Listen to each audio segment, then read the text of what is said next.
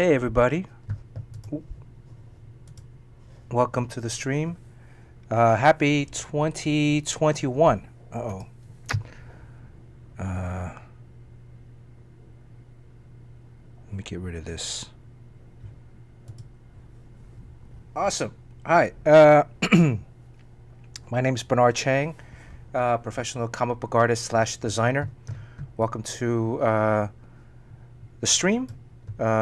We've renamed it for 2021 Sketch Fighters to match the title card. But we're keeping the numbering the same. Episode 55. Wow, who would have thunk? But welcome.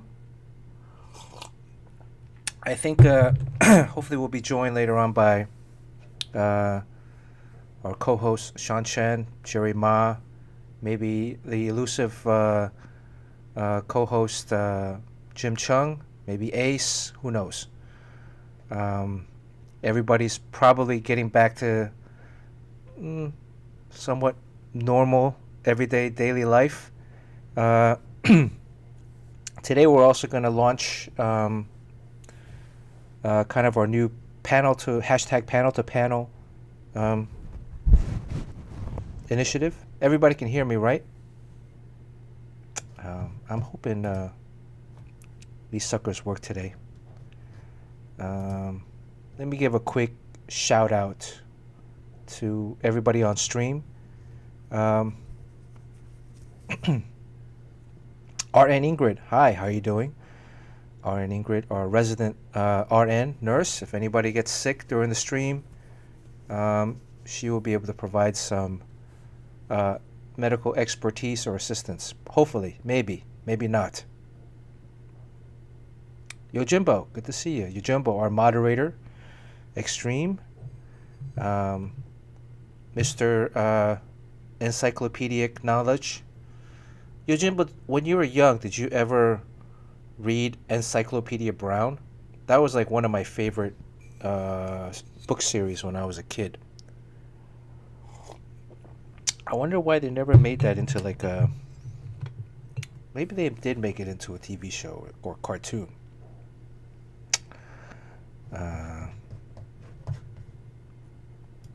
Let's see.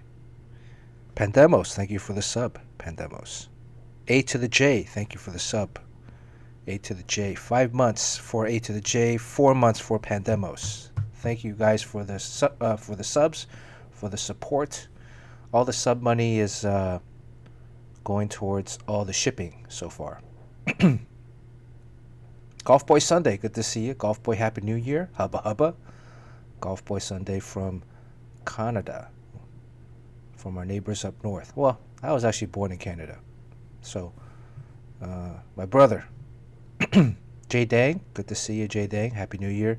C Jing, 00, C Jing. Hubba hubba. Master the Blaster, Happy New Year. A to the J. Long Woo. Long was here. Long Woo. It's the usual gang. It's great to have the usual guys back. I hope everybody had a decent New Year's celebration. I mean, we streamed New Year's Eve here, so we caught we were on for like 3.5 hours, so we got 3 time zones in. We had Ace on stream, as well as Sean Chen jumping on later. And I think, did Jerry come on? Or I talked to Jerry that night.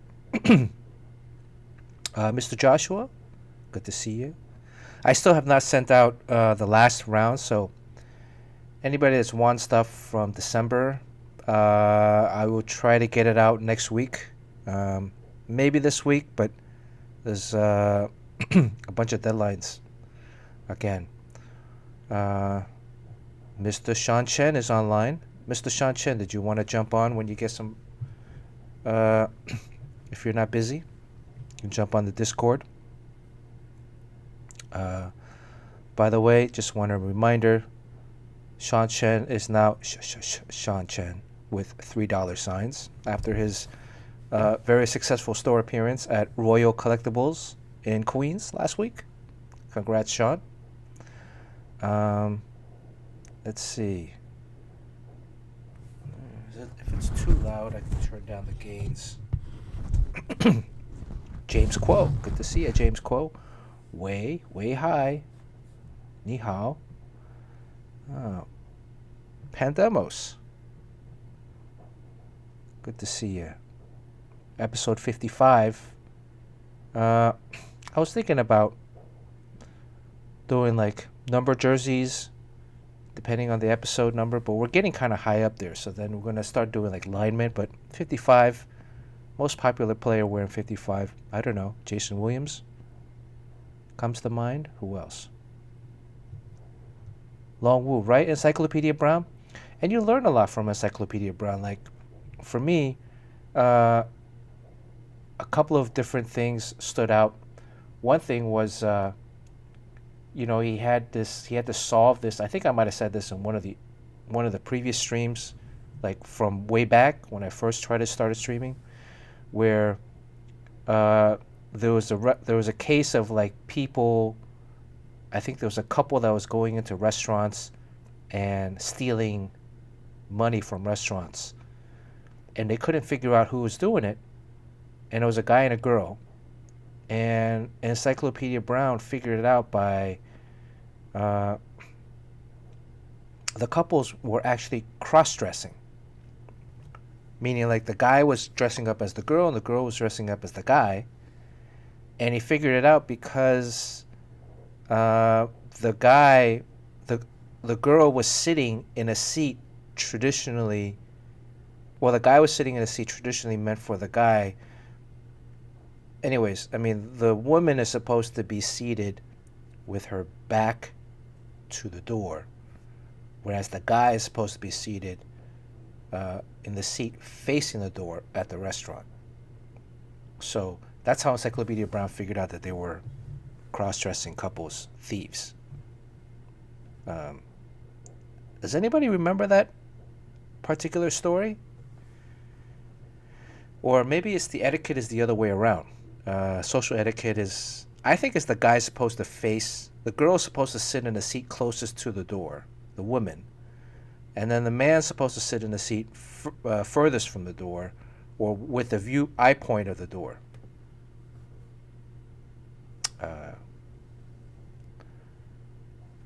Right. So Scooby-Doo TV show, CHEN, not the same as Encyclopedia Brown. A little bit more simpler. I mean, Encyclopedia Brown, you got the opportunity to like at least try to figure it out yourself, which I mean I guess you did in Scooby-Doo, but Scooby-Doo was always like, it was much kind of simpler, I guess, right? Dikembe Mutombo and Junior Seiyao. Those are very good choices, Blues Boy. Anybody else have a favorite player that wore 55? Make sure you type it out.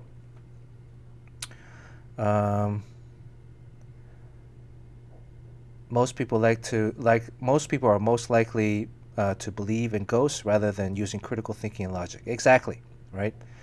I mean, Encyclopedia Brown is this teenage kid. His father was a police detective or police officer. And he would come home and if the father was ever stuck on a case, Encyclopedia Brown would jump to the rescue and figure things out using critical logic, critical thinking and logic and figuring things out. So for me as a kid growing up, that was always like really a lot of fun, trying to solve things, using deductive reasoning instead of believing fantastical reasons. And by the way, this stream, we're always on the like very historic days. We always, these Tuesdays last few months have been extremely historic. Things have been happening that have been shaping the world while we've been streaming. I don't think it's a correlated one-to-one, but I just find it interesting that some rather historic things have happened during this stream. So, let's see what else. I mean, an Encyclopedia Brown type graphic novel or series. Maybe even an Encyclopedia Brown kind of like uh, comic book series using superheroes or elements. But then, superheroes, there's always a fantastical element to it. But, we know, who knows? We can figure it out. Wikipedia Brown is the updated version, yes. So I think today's version would be Wikipedia Brown.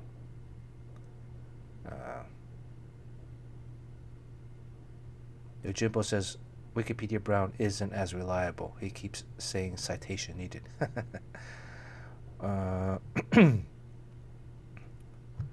That's true.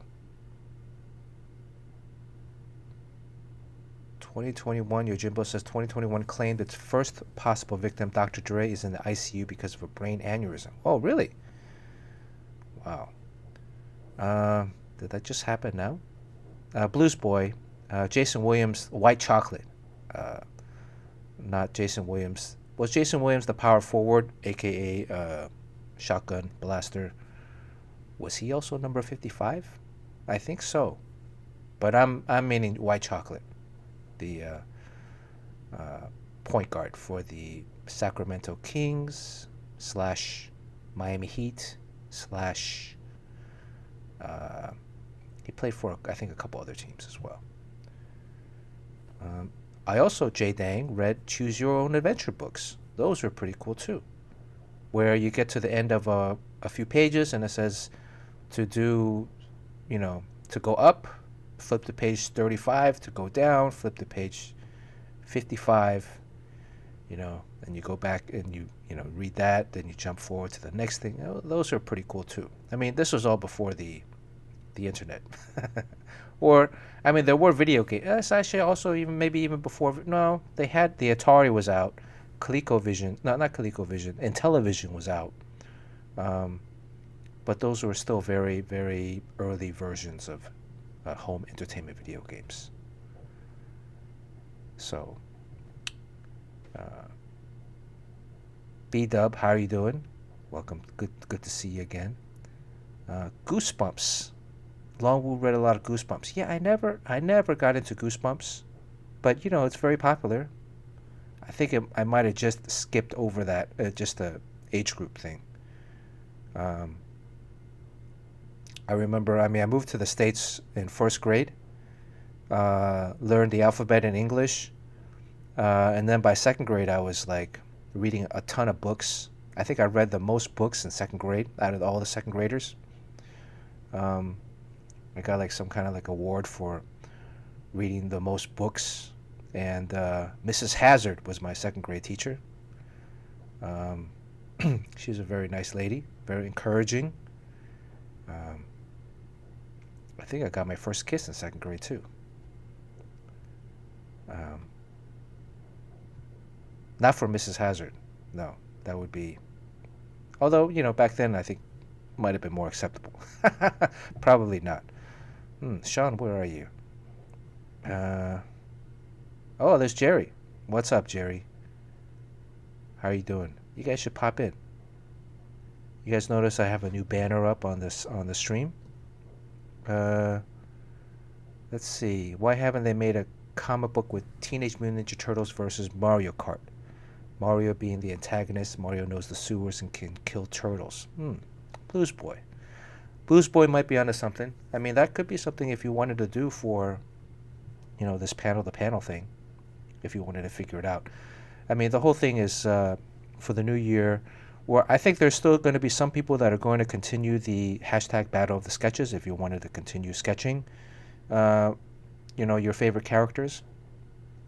It gives motivation, maybe because we're doing it in a group, but also want to encourage people to maybe, come up with your own stories. And first and foremost, maybe come up with your own characters, but at the same time, it's okay if you wanted to use, existing characters and do kind of a mashup. That was actually one of my original concepts, was to take a couple of different characters, mash them up, and then come up with like a fan fiction type scenario where it's very interactive. You guys can participate. Um, we're still figuring it out. So, um, I'd actually have like 2 or 3 different stories in mind for what I want to do. The first one I'm going to launch with something that I've already started, called Showtime. And I've already completed 4 pages from a few years ago. This was actually part of my original portfolio when I was breaking into comic books. Um, Way back when I was a strapping young lad, I had a portfolio of, at first, Captain America pages. Um, let's see what just happened. And then, oh, El Capone subscribed for 7 months. El Capone, good to see you. Hello, El Capone. How are you doing? My friend El Capone. Uh, Man, I guess the last stream you were here, but then you didn't make it. I mean, well, you didn't make it to the end because the wheel had landed on you. It was it was going to be like a Hollywood ending to our blockbuster 2020 movie, where you were the very first winner of the Wolverine sketch, the giveaway, and you would have been the very last winner of 2020. I held on, man. If you watch the replay, I was like 2.5, 2 3/4. Come on, El Capone, come on. But maybe El Capone will be the first winner of 2021. Crispy Egg Roll. Yes, I actually have some of the pages. That's why we got off to a late start today. Um, I thought I had all these pages in a stack. Apparently, some of them were somewhere else. I've been reorganizing the studio. Things are kind of all over the place right now. That's why we also need an intern. Anybody lives in Los Angeles and you want some college credit, we can intern with myself and Jim Cheung. We pay in free comic books. We pay with comic books, and college credit. So, but yes, Crispy Egg Roll, I did find some of those pages. I will be showing those tonight. I'll be showing the earlier Showtime pages that I've done, although I didn't find the original pages. So my original portfolio, Fluiza, I'll be drawing. I don't know what I'll be drawing tonight. I think I'm going to be drawing Jinpei from Gatchaman, because I wanted to finish that Gatchaman line. I had Ryu last week. So I think today I'll probably be doing Jinpei if I'm going to be doing a sketch. But I also wanted to show people and get them going in terms of their story. Jerry, interning for us would be a great experience for aspiring artists. But, we're really just going to be having people, like, washing our bathrooms. Oh, okay. Show them off in like 20 minutes. Crispy Egg Roll's got a shower right now. Ooh la la, hubba hubba.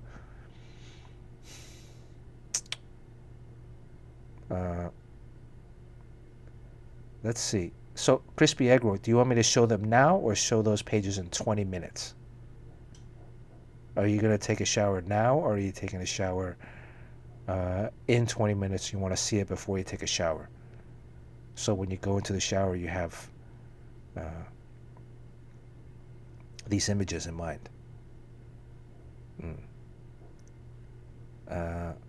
Jerry says when he was in the studio with Cliff meaning Cliff Chang, James Heron, and Andy McDonald, we all learned so much from each other. Obviously, Cliff learned more than everyone else.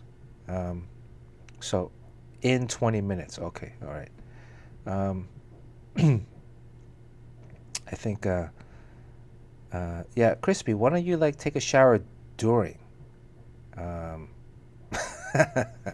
Anyways, I got some original artwork to show. Let me see. Let me jump to that right now. Well, Crispy, we gotta say 20 minutes. 20 minutes. Let's see. What else do I have? What else do I have to? Okay, I'll show. And these are like really bad. They're horrible. I like. Not a tremendous fan of these pages, but I'll show you guys. Also, there's so my original portfolio consisted of. At first, the first script, the first tryout plot that I got was a Captain America Marvel Comics tryout plot, and it was Captain America at a political rally, um, and then these, I guess, bad guys show up, and he beats the bad guys up. So, um, so I actually found some of those pages, but not actually the finished ones. Just, I guess, some rough ones, the very first ones that I started with. Then after that, I graduated to a DC Justice Society story featuring like Manhunter, Guy Gardner, Blue Beetle. Who is the Firestar? I don't want to say Firestar. I don't think it's Firestar. She's a Marvel character. Anyways, they're at a carnival in Central Park. I ended up doing about 12 to 15 pages from that. Then that was my main portfolio that I ended up showing to get work with. I found those a few months ago, and I gotta re-find them again. Not Firestorm. It was a female character who like had fire, and I think she was green, even though it was like pencils. And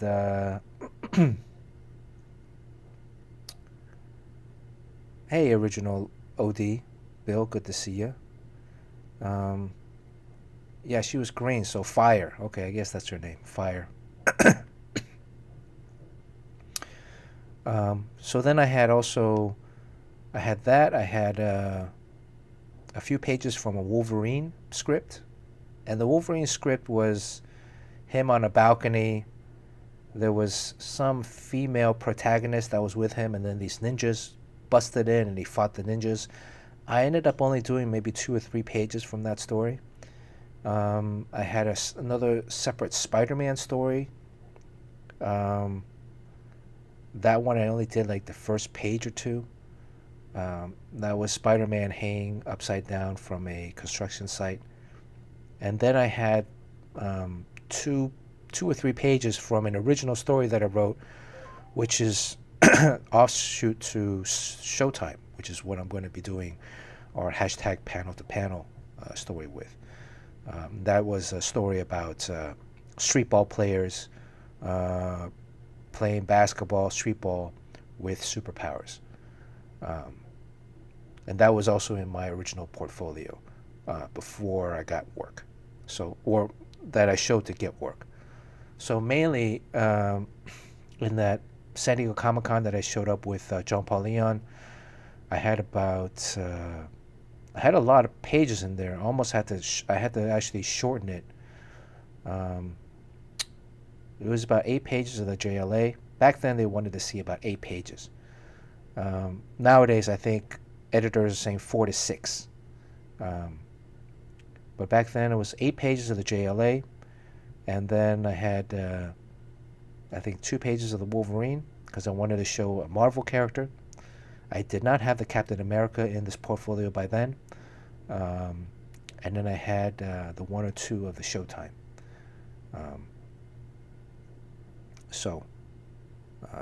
Fire, okay. And that was for the possible job at Valiant, at Milestone, and eventually the job at Valiant. Yeah, so, yeah, and I think those were, if I'm not mistaken, like, back then there was a lot of similar plots that were distributed by companies. I remember that for Dark Horse they had a Ghost story, which was like this female protagonist that had like a white outfit uniform with guns, I think. Because I've seen that story I remember seeing that same story from a few different artists in their portfolios. I had never seen the JLA story again, but I got it from Michael Davis, I believe.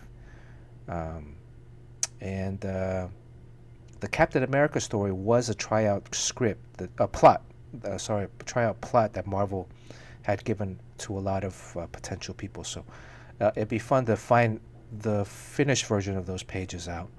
And then the Spider-Man 2, but I don't have any of those. I still have to find. I saved everything. It's just a matter of finding them in a box somewhere. So let me see what I got here. Jerry, Sean, did you want to come on? This is a sketch from last week. Ryu. This one, see, El Cabon, this would have been yours. This is instead your Jimbo's. So, oh, let's do a quick unboxing. Oh, good thing, see, I scratched out my. I'm learning. I scratched out my address. So, all right, let me open this bag real quick and let's see if we can. I guess I should do it. Well, you can kind of see it on the small screen. All right.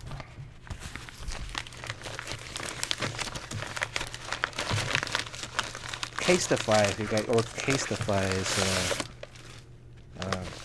This is gifted by Casetify, so nice packaging. They do phone cases. I think recently they just had a collaboration with Bruce Lee for Bruce Lee's 80th birthday.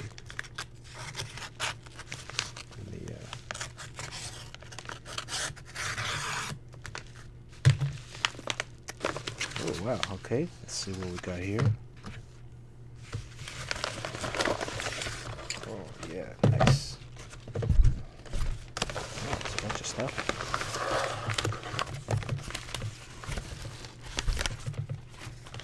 All right. Ooh, we got a Casetify mask. We got a nice. All right. Oh, we got Casetify 10 iPhone case X. Nice. All right. Can you guys see this stuff here?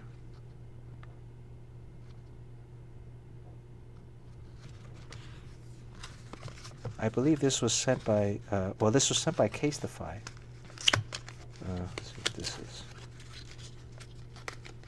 I think these are, oh, wipes, wet wipes to clean the cases with.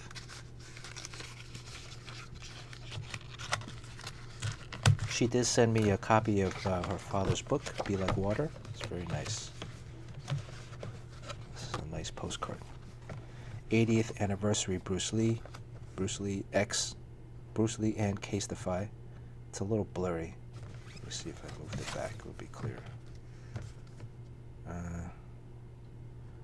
Bruce Lee Casetify introduces a collection honoring martial arts legend Bruce Lee, one of the most influential cultural figures of the 20th century. That is indeed true. This launched December. This launched last month, so you guys can. I know it's available on their site. Oh, it's autofocus. Let me. No autofocus. Okay, I think that's as clear as it gets. Kind of make it a little bit blurry. That's why it makes the artwork look so good. Hey, Sean, are you there? Can you hear me? Oh, wow. Okay, hold on a sec. Yeah. Oh, wow. I can't believe this is working. I figured out how to get my AirPods to work at the same time. Beep, beep, beep, beep, beep, beep, beep, beep, beep, beep, beep, beep, beep, beep. Oh, can they hear me? I think they can hear you. Can you guys hear Sean? I hope so. See, yeah, it's kind of echoey. I hear it kind of echoey too. I don't know what that could be. All right, there we go. Sean. Well, Happy New Year, Sean. Oh yeah. Did we have a stream before? In here? I think we did. We do have. It is kind of echoey. Do you have your Oh, like? we had. No. My sound is off. Your sound is off. Yeah. So is it me? I think so. I think it's feeding back on your side.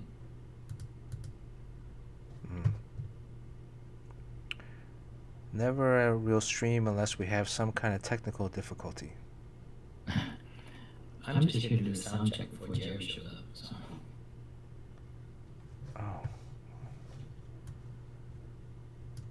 Is it? You think it's coming? My computer is picking it up? Yeah, you have two sound input sources, I think, in one. Yeah, I mean, because my sound is off. So. Oh. All right. Let me.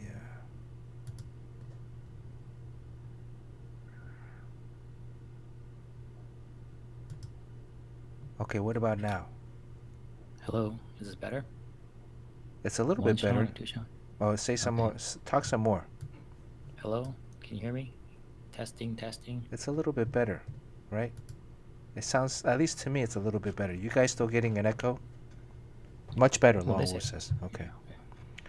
I figured out it's the audio devices thing.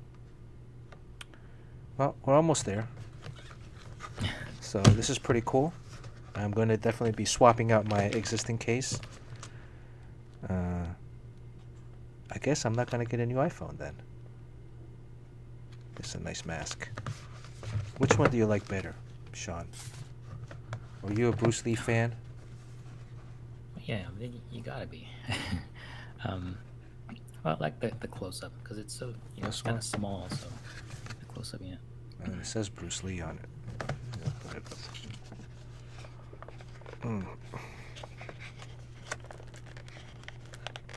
Can I open it up? I don't want to tear the packaging. What, you gonna eBay it? No, I might give it out. I have two. I don't need two. I might give one away. Oh, Crispy Egg Roll's back. Okay, we just showed the pages, Crispy. They were awesome. It would change your life. It would have changed your life. Would have. Shoulda, woulda, coulda. Vodendo's here. Oh, Vodendo's here. Watch the stream, yeah. Where's Jerry? Jerry went off to work, so he'll be back in an hour. Oh, he went off to work? Yeah, he said he'll be back in like 90 minutes, so he'll Oh, be back really? soon. Oh, okay. Like I said, I'm doing the sound check just so that it's be prepared for him. Well, it's working. And the video is kind of working right now too. It's not that bad, right? There's no lapse. I mean, you Yeah, were it's good. You were on. You were here New Year's Eve, right? Man, this thing will not. Yeah. Oh, yeah. Duh. All you have to do is like push it down and get it open.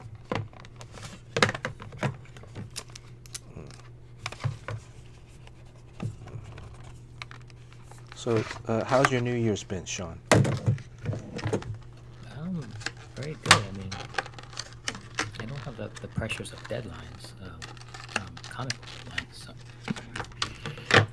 Oh, this is nice. It's like a rubbery. Is that clear? Or yeah, it's something is clear. Right? Well, I don't know. Is it clear? It's a little clear, but there's something inside. Oh, it's a card. You can take this out. Yeah, so it's clear. So it'll be whatever. Let's see my old iPhone. No, that's neat. That's neat. This is the original. Well, I got this leather case when I got the when I got this iPhone 2 years ago, and it's pretty. I like to smell things. It's pretty beat up. Is this the one that fell in my basement? Yes, yes. It fell and then the screen cracked. Oh. There we go. Look at this. Nice. And I guess it picks up the back. Well, and you know what happened when the screen cracked? Um, the screen actually didn't crack. It was the screen protector that cracked. Oh, so that worked out well. Yeah, the screen protector really saved it. Like there was a huge crack. I thought it was the glass from actually the iPhone itself. Um, but it ended up being that it was just it was this protector thing. So I had to I just replaced it, and then I didn't have to replace the phone screen. Perfect, worked out. Anyways, did you do anything new for the New Year's? Anything new? Yeah. No, I mean, same old, same old. All right. Okay, Crispy's back. All right. Let's see, Crispy. Sean, have you ever seen these pages?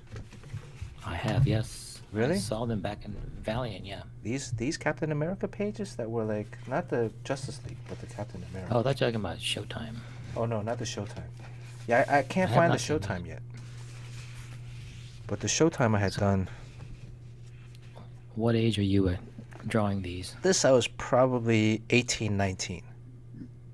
So these were me first. This was my first attempt at comic book storytelling. Not bad. Drawing comics. So I had not. This was my freshman year, probably towards the end of my freshman year in college. So what would that be? 18? Maybe seven. Maybe still no. Yeah, 17, 18. Still very clean stuff. So I think the story was like these guys came in, and I drew them in very. You can tell it's like very cartoony. Some of the stuff, the guns, the hands, these guys, like this facial expression here.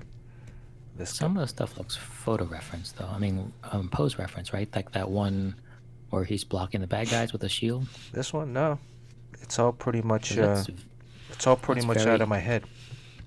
Yeah, it's just very advanced anatomy. Well, I went to art high school, so these are all stuff. Well, thank you, but you can see like the Captain America is the same size throughout the whole page, right? So there is a, Yeah. Here he blocks them, and then here he knees someone in the nuts. I don't think that was in the plot, but It's kind of hard to see this as a page. Yeah, you're right. I mean, its layout is a little bit kind of static, but right. if you look at them as individual images, they're kind of nice.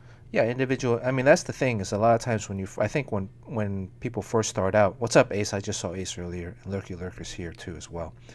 When you first start out, you're really not into this whole. You're still getting a grasp of sequential storytelling.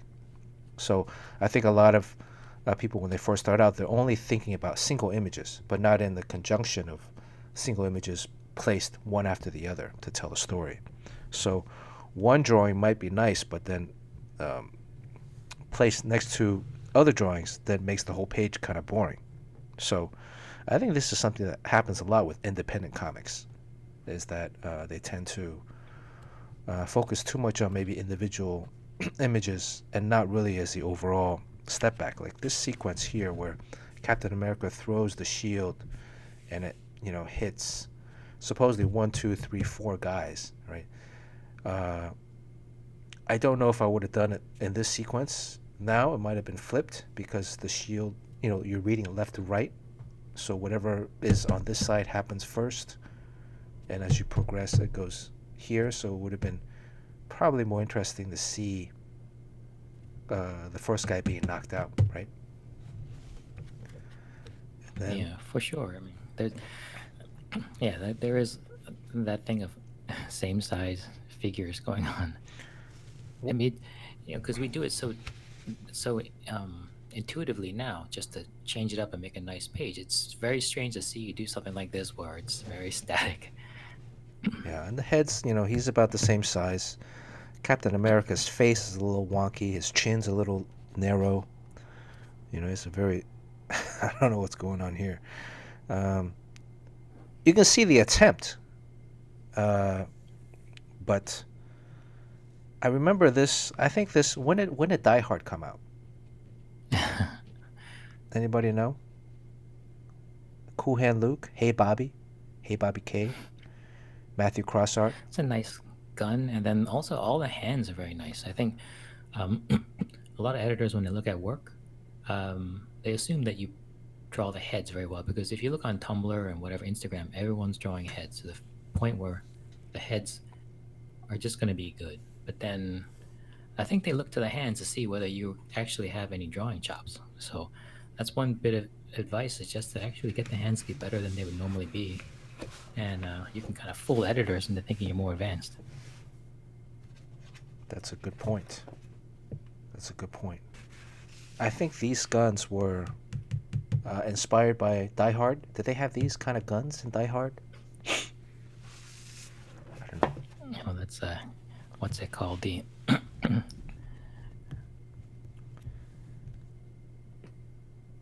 yeah. And then you can tell, like, his chin is, again, this is supposedly a down shot of Captain America looking down and over his shoulder. But I really, wasn't able to kind of grasp that. A lot of the anatomy is very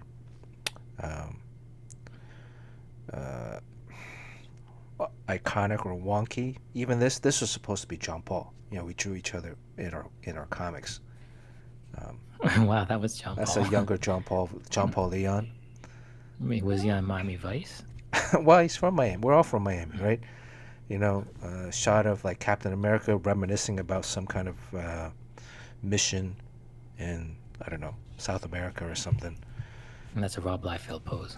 It's, yeah. I mean, you can see, like, I'm drawing only the parts that are fun, right? I'm drawing only the parts that are fun, which is a very big amateur kind of move. So did you show these, or are these not? I mean, they're not finished. So did you show these? No, I don't think I showed these. These were initial, because like the panels hadn't even been ruled out. I just kind of sketched the panels in. So this was like my very, very, very first attempt at drawing comics. Before I kind of knew about like doing layouts or thumbnails. So I was just kind of going in and drawing shit from the plot. Jamie Odell's here. And then even this face here of Captain America, very cartoony, like the teeth and the nose and the eyes. Not bad, though. It's very upset. But the hands, this is a nice hand. Yeah, with shading on it, too. Grabbing the shield. This, I think, was actually page 1. It's a full-page splash.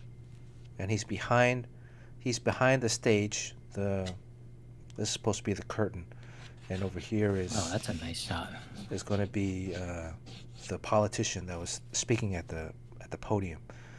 So kind of like I was trying to get a over the head shot, over the shoulder shot of Captain America. Very bold, hard to do, and it's like you're not avoiding the difficult things. You're actually diving right in, and then even if they fail, at least you tried. This was another version of that same page. And so you can see where, like the first sketch I was trying out, okay, maybe I'll do the over the head, and then the next one is, all right, this is an easier pose, right? It's just dead on, but the perspective doesn't really match up with the podium. But, he's at least pulling the curtains aside. And then there's a cop here. I think the cop is holding like a walkie-talkie or something. Barely holding, Yeah. Barely in the scene, yeah. Right. And it's a good cop though, that profile. So then this is another sketch. These are all drawn on 11 by 14. Oh no. It's 11 by 17, 14 by 17 pages. So you can tell there's a line. 14 by 17. Yeah, there's a line here that's indicated, because they didn't have 11 by 17 pads back then, did they? I don't remember them having No. 11 by 17 pads. You can only buy 14 by 17 pads. So I had to buy that and then trim the 3 inches off on the side. And you can even see here, like, I wrote down Marvel Comics submissions editor, like the address to Marvel Comics. 387 Park Avenue South. That was like 3 or 4 offices ago. Yeah, 387 Park Avenue South. That was the one that's right next to the McDonald's, right on Broadway or Park Avenue. Oh yeah, yeah. That was like almost perpendicular or almost parallel to Valiant offices back then, right off of 27th. So you can see this is another variation. Here, Captain America is holding up the Ace card, which I think was in the plot. And then in the background, you can see the politician at the podium with the crowds holding up some banners. And then some other police in the background. Yeah, that one's nice. It seems like they're getting better as you go. Like you're actually, it's so early on in your learning that you're progressing with every page. Yeah. And then this one is Senator Tate. I don't remember exactly who the guy was. Good hands. But again, here he's holding the card. You know, just always trying to think about how the acting, beyond just the facial expression. But oof, this face, oof.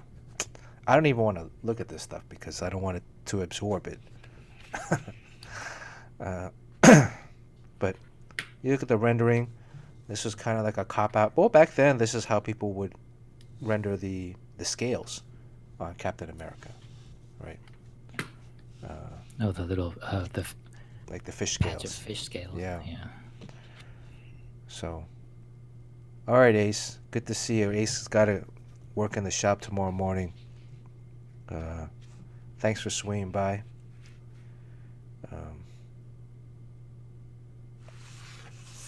And this was the Spider-Man page. This was it was a shot. I think the opening shot was Spider-Man, hanging from a building. But That's good anatomy. But I thought I wanted to draw him upside down. Would be kind of cool.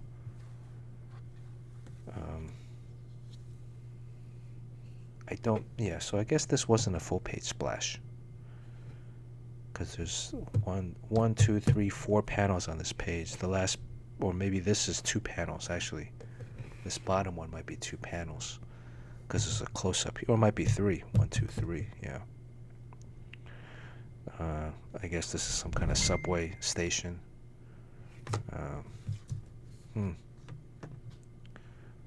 But these are all roughs. Man, that's wasted a lot of paper back then. Again, nowadays, highly encourage people to do thumbnails before you work on the actual boards. And then this one, I think this was part of the Spider-Man story, right? Because that last guy with the helmet, I think we had to make up a villain. And he's accosting a cab driver. This is a very kind of comical cab driver, almost Homer Simpson-esque. He's on a roof over the city. I guess he's connecting some kind of like equipment, and then you see that it's like a big giant magnet. It's connecting, and then he sees Spider-Man swinging, and then. Giant magnet. Is that how it was describing? That's so cartoony. I don't remember. It is very cartoony. It's like Roadrunner. Right, exact. Yeah, and he flips a switch that changes from off to child to woman to man to superhero. And he flips the switch to superhero. And then zonk, he gets trapped on the machine himself. So, who knows? It would be interesting if I could find these plots. Or if anybody else has experience with the same story. All right, enough of that. Oof. I think I need to like. Yeah, I think it's funny how you think that if you look at bad art, that will infect the way you draw. Of course, you don't feel that way. I try not to like I don't think. look at stuff that is not very good because then I'm afraid I'm gonna reabsorb that into my consciousness.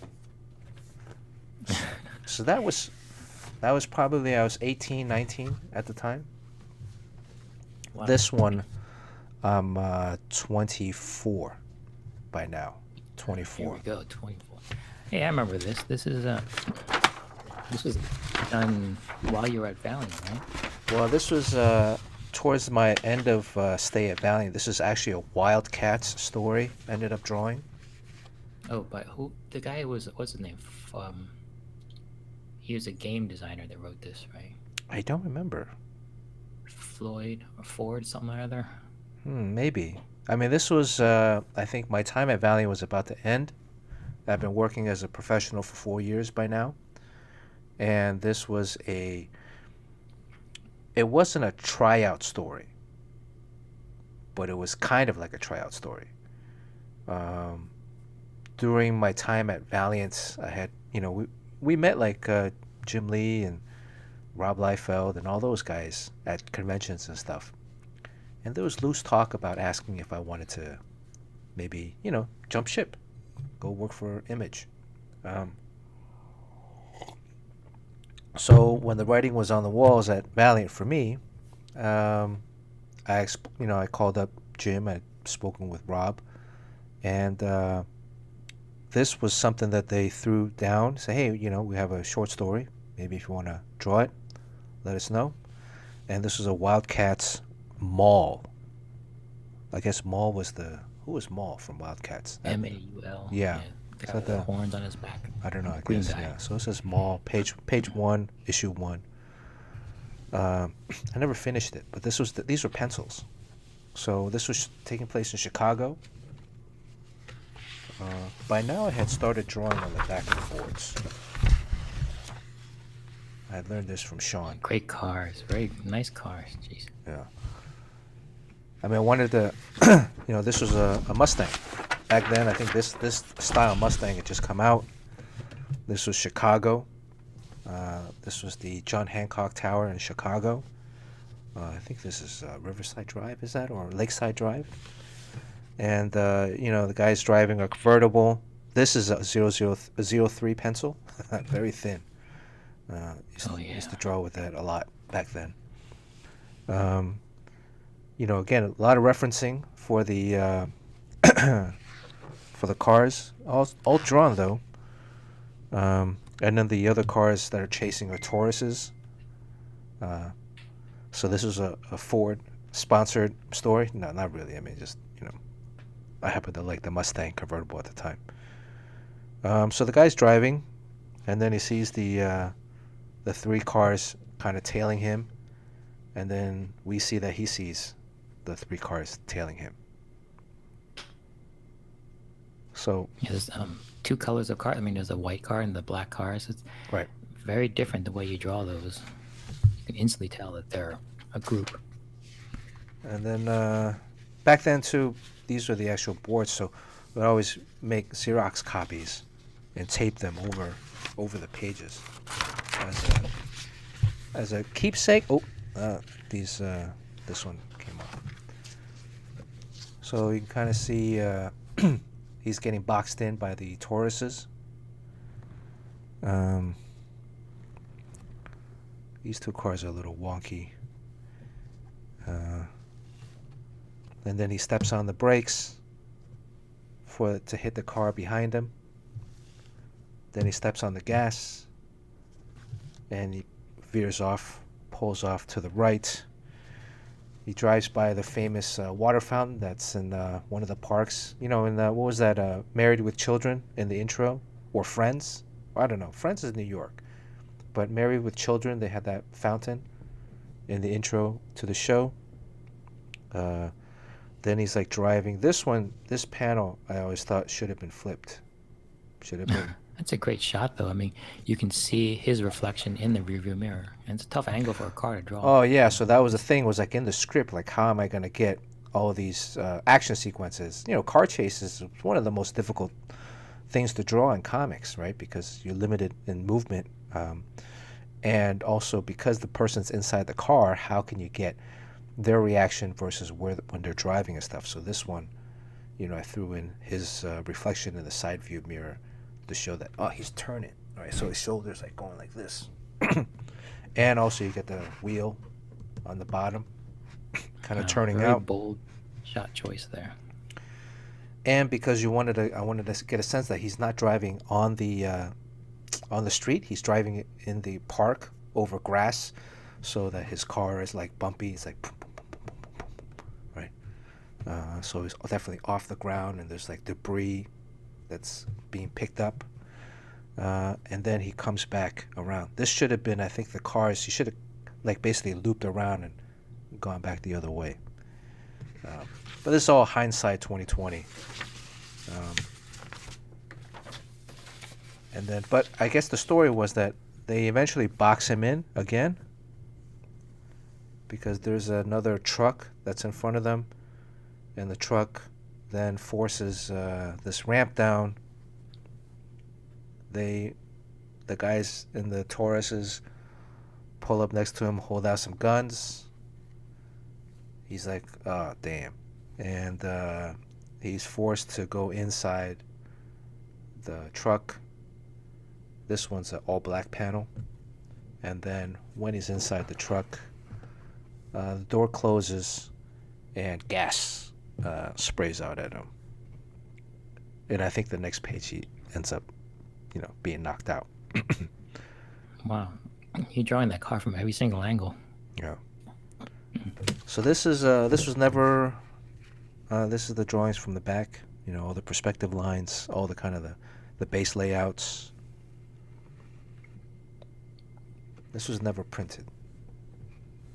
So I think I was doing The this. writer, he was a friend of Jim Lee, and he's a game designer. Oh, yeah? So yeah, and yeah, I think he wrote a few stories for them, but to be considered like to do work for Image or Homage Studio, like a lot of people don't realize that Marvel and DC are a company that hires people to draw, but Homage Studio and a lot of Image, they're studios, so they have artists there and they draw books. So they're not looking for artists. So to be asked to come in or to be considered is kind of quite an honor. And I think shortly after doing this, I had taken a job at Disney. So I never finished this book. But that's so the difference. This is the difference of what do you say, 5 years?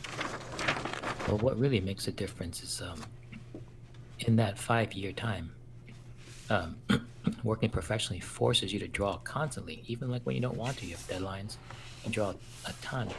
So if you imagine like someone who's trying to break in, and you kind of have to take our spot, but you think about what your odds are as someone who's just practicing outside of your day job, as opposed to going up against us that we draw for a living, so we're drawing all the time. How are you going to draw more than us to get better? Because this is our job. So in that time, you drew a whole bunch. So you can see in 5 years how fast you develop, because you know you play basketball and then you do whatever you have to do and do your architecture stuff, and then outside of that, it's just drawing all the time. Yeah. Maybe 6 years. This might be 6 years. 5 years, 6 years, give or take. Five and a half. Let's say 5.5. 5.5 year difference. That's a lot. That's a lot. I mean, at our age, 5 years is not that much time. So to improve that much, that's kind of crazy. Yeah. And also you see, like, I think it's not just in the drawing or rendering aspect. I mean, there's also the rendering aspect. You can also see, and you're looking at the Wildcat pages, there's a softness to the pencil line, whereas on here you can actually see the pencil digging into the paper. Granted, this is also a vellum versus smooth plate, but there's a very noticeable difference. I can tell just by looking at it how hard I'm holding the pencil, how hard I'm like, drawing. There is some re-erasing. I don't know if you can see it on the screen, but I think the digging in happens when, if you're struggling to find the right line, you'll try a couple of times, and those are the light tries, and then you want to try a fourth time. You gotta draw it darker so that you know that the latest attempt is the one you mean. After a while, if you're trying like 12 times or something, the last line you draw is gonna be digging in so hard, and that's just a sign of kind of a sign of being an amateur. So to be able to hit it early on, like maybe your second try, and the lines are very like when you do all these drawings on stream, you just draw very lightly and then you pick up the heavy pencil and then you just kind of hit it like a couple of times and you can get it. yeah. And Sean makes a really good point too. I mean, that's why I think a lot of your artists, they tend to break in when they're younger.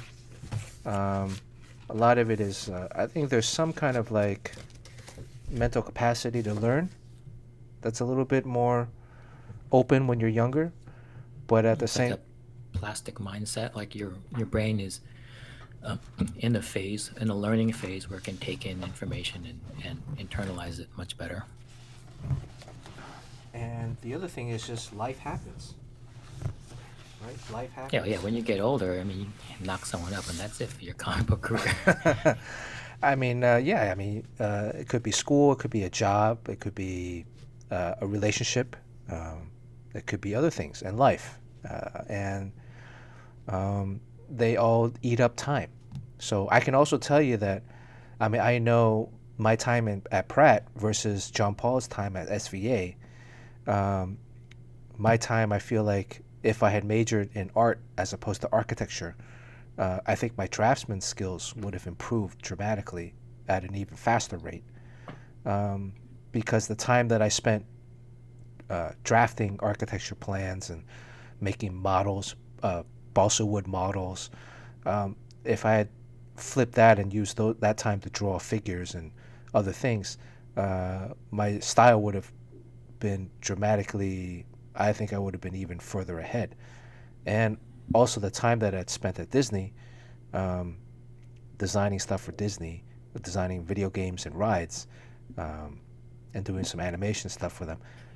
If those years I had spent drawing comics, my draftsman skills would be even further along than they are now. That's just really, they just kind of being a self-analytical.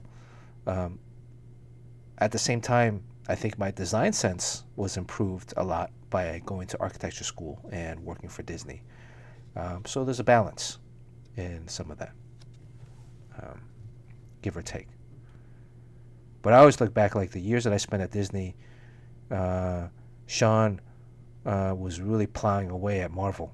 That's when you were doing Iron Man, Wolverine. Yeah, there was a ton of work just drawing nonstop. I remember just being really like tired. I mean, my vision was blurry, my back hurt, and my hands ached. And then I've drawn about as much as I can possibly stand. But then just I have deadlines, so I keep moving forward. So I'll just say I'll do it a little bit longer. And I remember saying that, and then a few years went by. Yeah, before you know it. Just thinking I draw a little, yeah, and going at a full breakneck pace. And then I think one of the things that was strange about me, I never burnt out, because a lot of people, they burn out and they physically can't draw anymore. I was just waiting to burn out. Like I thought I would get carpal tunnel, but it never happened. I just kept going.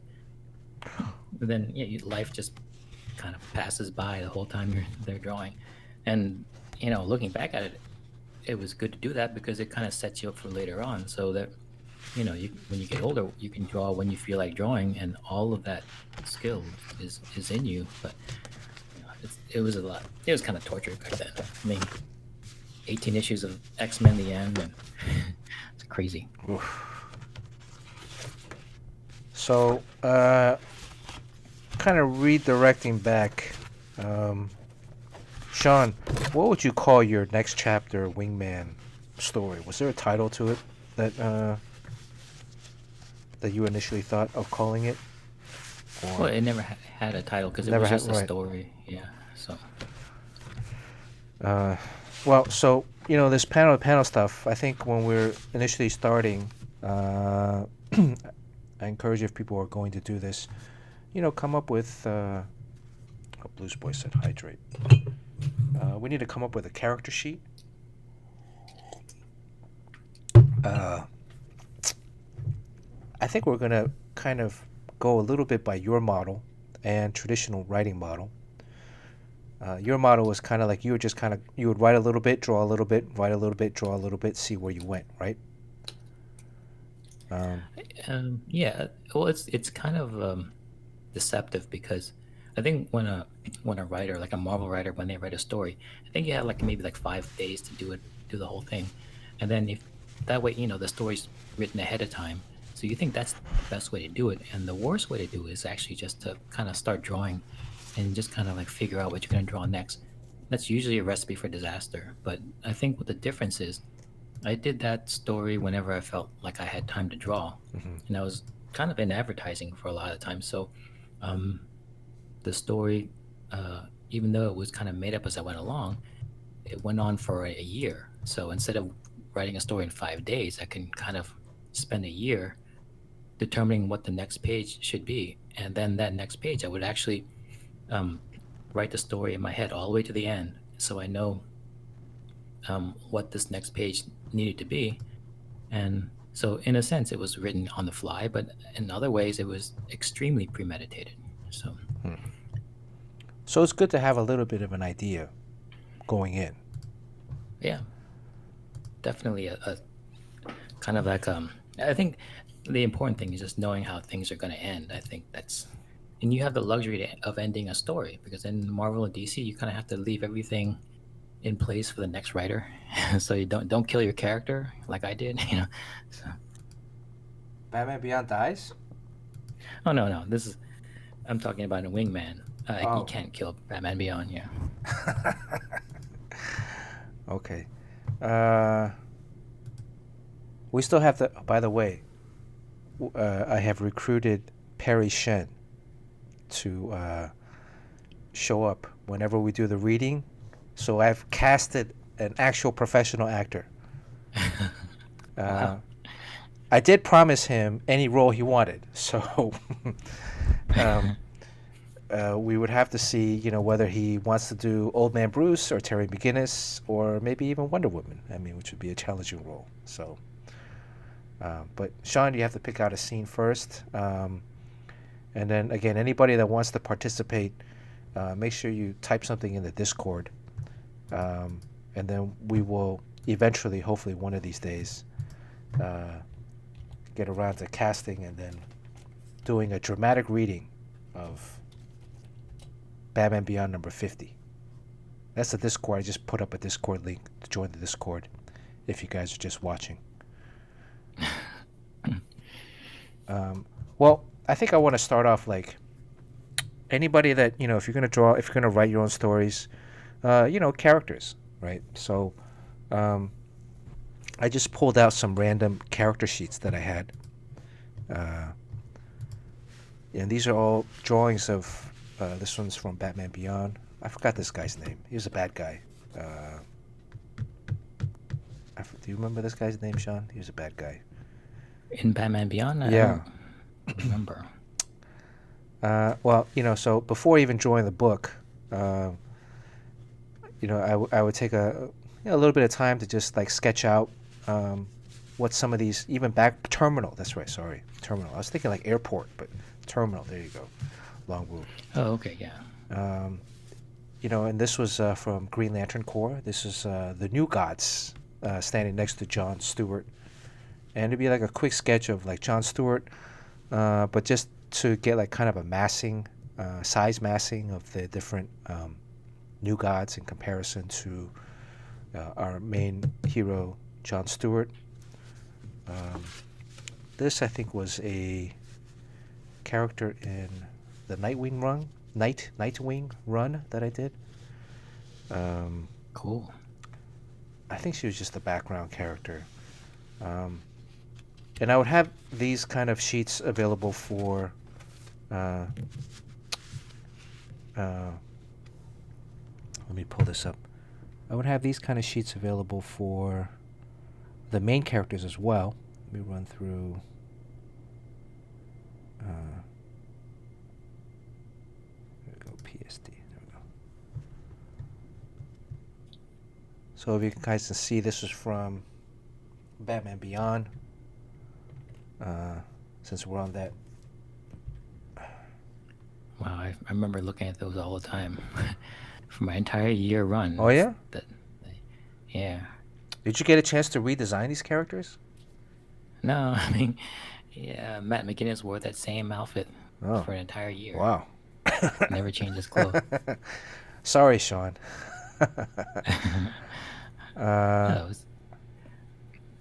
So these were this was Max, this was Matt, and Barbara Gordon, and Dana Tran, and I do like a headshot, a couple headshots from different angles, and then a body pose.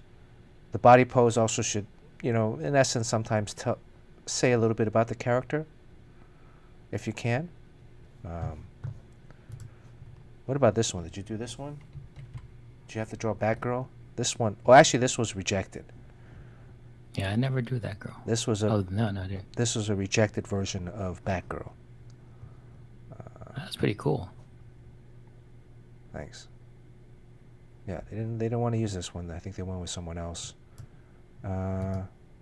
This was the initial one of the versions of the Batman Beyond suit, where it was a weaponized suit. Oh yeah. So he had these different. I thought, I wanted to have these slits, or this piping in the in his uniform, and that the piping would also become like a blade. Come out of his hand and become a blade, or his wings, or other things like I don't know. Wow, that stuff looks badass, man.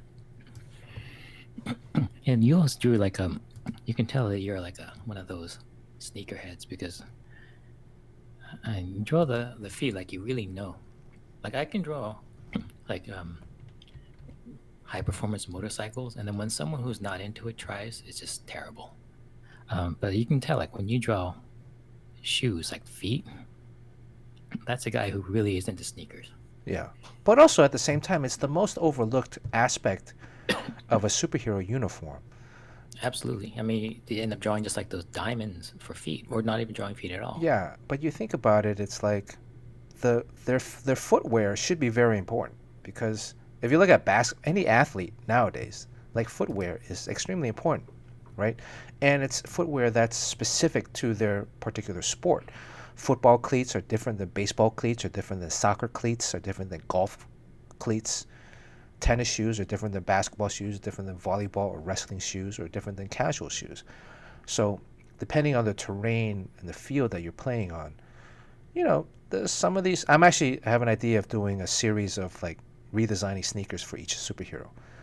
Originally I was going to do that on this stream. So maybe one of these days, if we figure out what Tuesday streams are, if it's Tuesdays, still Battle the Sketches with some stories, and then we do a story. Then if I were to stream another day, maybe another day would be random stuff like designing sneakers for, a Batman Beyond sneaker, or a Spider-Man sneaker, or a Superman sneaker, or, a Wonder Woman footwear.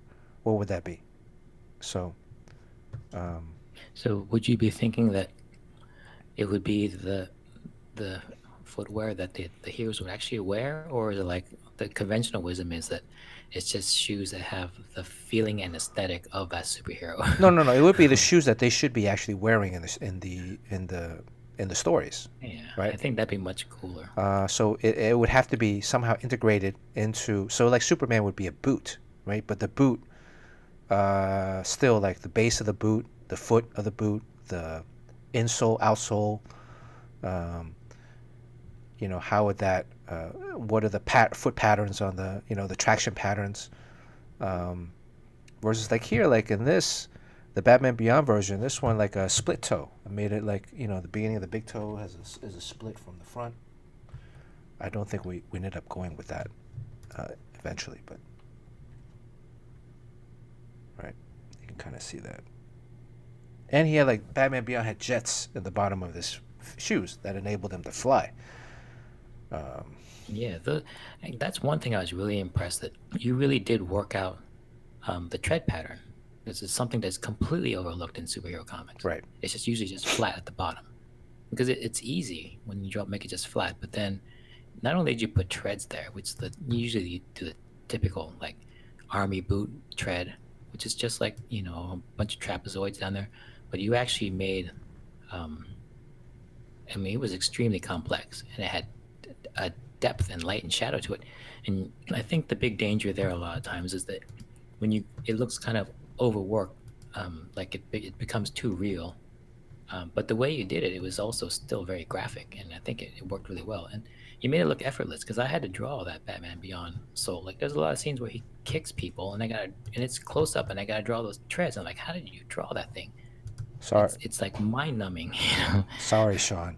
I always Yeah, I hated mean, when the guy before you drawing the book, made like extra details, and then you have to replicate that. Let me see. Let me see if I can find my favorite scene from a previous Batman Beyond, or a favorite panel that I had. that shows the bottom of his foot. Yeah. With the two jet holes in there. Yes. Because he has jet holes in the comic. I mean, in the actual animated series. Right. There's a couple shots where he's like about to take off, and I have him. I'm trying to find it. The computer is slowing down now because I have all these programs opened. Yeah, just so everyone knows, most of my jobs I have these days is basically picking up when Bernard vacates a job. Whoa, that's because you're taking it to the next level. Well, but yeah, that's one thing that if someone asked me advice on how to break in, like in terms of how to approach an editor, it's like I don't even know. I just wait for Bernard to leave to bigger and better things, and then I step in based on basically you telling me, come on, take it. Come on, just take it. And I'm like, all right, I'll do it. A year later, I did a whole year of Batman Beyond. Well, how did you like Batman Beyond? I liked it a lot. Okay, here I it don't is. know if Here it is. All right. I had to hide my Photoshop thing because here's the page. Is this what you're talking? This is one of the pages. Yeah. Okay. Yeah. See that the sole of his foot there, the tread pattern, can easily get. It's like way overworked for how simple shapes of the rest of the costume, and usually you wouldn't try to do that. But I think the way you did it, where it's just a black and white design, and the black and white kind of implies a light and shadow. Mm-hmm. And you're leaving out a lot of stuff, like a lot of fussy lines, and just drawing the chunky black shapes. Like I had to imitate that a lot of times, and I don't know if we were making up as you go along or how you kept it consistent, but it could be like it's like doing a friggin' Sudoku on that panel. Sometimes it would be like the thing that took the longest to draw. This part right here, that was also one of my favorites. Like this lip. Yeah. The front lip that comes up. Right there. Yeah, it's an incredibly complex shape, with compound curves and planes that roll upward into other planes, and I think that's the way real shoes are. And what we draw in comics is some sort of stylized. It's basically a sock, Right. and sometimes if they go an extra mile, they put like a little pad and a heel at the bottom, just to give it some structure. But really, it's a cop out. It's just basically you drawing stockings on his feet. So. I didn't spend that much time on Terminal's shoes. Because I think if you're just drawing and you kind of going by what you think in your head without actually observing, you would draw a bottom plane for the sole, and then the top is like, the top of a car. So you think of it as two parts. But I think the way you did it, you blur the line between the borders so that some of the sole rolls upward over the toes and the heel, and some of the heel rolls down onto the, and it's a very complex thing where the border is very active. It's not like a simple change of plane. Yeah. So this was this was some of my most favorite parts of drawing Batman Beyond, was I get to draw the bottom of, or get to draw his sneakers. I guess it really helps to be into that kind of thing. All right. Most people aren't, so that's why we end up with superhero shoes the way they are. And you can kind of tell, like, even with these characters, they all had different footwear, right? Like Matt had like a kind of like a futuristic Chuck Converse. Yeah, boot. Yeah. It's very like, it's a very teenager boot. Yeah. She has like a kind of little bit more sophisticated running boot. Barbara Gordon, I guess Dana had similar, like, long boots. But then she had this plastic suit outfit that, I was thinking about. I think I was thinking about Blade Runner at the time, where the Blade Runner lady, robot lady, had a plastic suit. What's her name? Oh yeah, Splash. Zora. Yeah, Splash. Oh, okay, yeah. Well, that was actually, there was one of the replicants that wasn't her, but yeah, she was like a stripper, and she was a snake charmer woman. Right. And she wore that clear raincoat. So yeah, maybe, I'd like to do that next time. I mean, I want to do it before somebody else steals the idea of doing it, because I'm like, fuck, I want to like just sit down and start designing some sneakers for superheroes, that what they would actually wear in battle. So anyways, maybe next stream before it gets stolen. It's a big fear. Yeah, like, just don't tell anyone your idea. Yeah, shh, don't shh. It's on the internet, but shh. I think, let's keep it within us. Right. But I think the thing that you're doing that's special is that you're not putting the Superman symbol on that shoe. No, it wouldn't. To make it a graphic design, It wouldn't, like, Superman's boot wouldn't have Superman's logo on it per se, right? Because it's not a, okay, if we want to, it's not a lunchbox. Right. If we want to get into the discussion of how these superheroes get their outfits made, like who's the superhero tailor, or fashion designer that's making all this stuff. Spider-Man is probably one of the Spider-Man, Iron Man, maybe you can tell, like, okay, Spider-Man designed his own outfit, but there's a mismatch of, especially with the Spider-Verse where he's wearing Air Jordans and a hoodie and all that stuff. Okay, that's like believable. Iron Man's believable. Then all these other people, they're not really getting endorsements from like Nike or whatever. Anyways, so circling back. You make the shoes. I will make the underwear. So I'll make the Superman underwear just be like red diaper. You put it outside of your jeans. Okay. And if we get to 1,000 followers, I get to tell my bowel movement story. So we're almost there. We're pretty close. I don't know where we're at right now. We're like almost at 900, 800 something. All right, let's get back. Let's refocus. Again, are we drawing today? Yeah, we're drawing today. Again, these are just some other character stuff. So, again, if you're going to be drawing, if you're going to be writing a story, if you're going to be tagging along with the panel to panel, this is one of the most fun parts for me, is designing the characters, what they look like.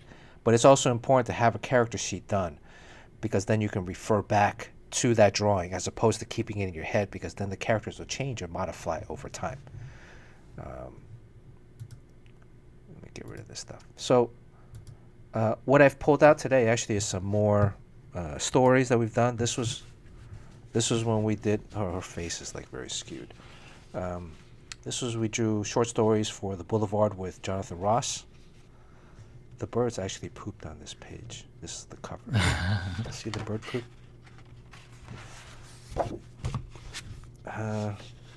And this story was, I forgot the name of this. Tundra, I think. Thunder. Yes, I didn't ink this. I actually just penciled it and scanned it in. So that's another aspect, I think. if you guys were to do your own stories, you don't necessarily have to ink it. I would just, you can pencil it, right? And then these were eventually scanned in. And let me see if I have Tanda. Just pull up a quick sample of what the page looks like finished. What was your story? It was a prison story, Sean? Yeah, he did like a futuristic prison break story. Prison Planet. Prison Planet, right. Yeah. How many? Yeah, actually, that piece of art, I'm not sure where it ended up in someone's art collection. I didn't sell it or anything. I think it just accidentally got mixed up in there. And then someone asked me what it was, and I said, "Oh, it was for Jonathan Ross." And he goes, "Oh, I know Jonathan Ross." So he sent it to Jonathan Ross, and it's supposedly hanging in his house. And then he called me up. Well, not he emailed me, and he said, "Like, let's do the story." And I'm like, "Well, I just had a baby, so basically didn't want to do it but yeah, he wanted to do that, do it as a real book for Image." Would you mind if I pulled up your story? Yeah, not at all. Oh, Tanda is the name of mine. Okay. Yeah, so I mean, I'm You have thinking a lot of good ideas. I'm just gonna be doing like black and white for now, maybe gray tones, but nothing too extensive. This one, can you guys see this? This was again the character sheet for Tanda that I had done. Our main protagonist heroine set in kind of like a what is this genre called, Sean? I don't know. I mean, isn't it like Conan universe type thing, or is it Kind of, yeah. I guess kind of like sword Conan, and sandal? right? Dungeons and Dragons, something like that. I don't know. Fantasy, Fantasy. Okay, yeah. yeah. You forgot the word fantasy. Coronavirus is still going around, so Roy Batty's right. Foam posits make good superhero sneakers. All right. Blues Boys asked, like, when you talk about, he's asking, how do you choose the box size? Is that like the panel size? That's a discussion. Yeah, we'll get into all of that as we progress in the storytelling. But I think today we just want to kind of focus on characters, right? Where the character is, what the character looks like, how many characters are in your story. And I would start off with just one or two characters at the most. This is the first time some of you, even for myself, I don't write that many stories. Start with a decent handle on the number of characters. Don't start off trying to write this epic Harry Potter, Game of Thrones kind of thing. Start off small, and then work your way up, right? So this was take a look at this, kind of in comparison to what the pencils look like. It's a nice page, so it's like a limited palette color. Yeah. And it gives enough sense of depth to work from. Oh wow, so that page came from those pencils. That pencil is a little bit loose, right? Yeah. It's a little loose.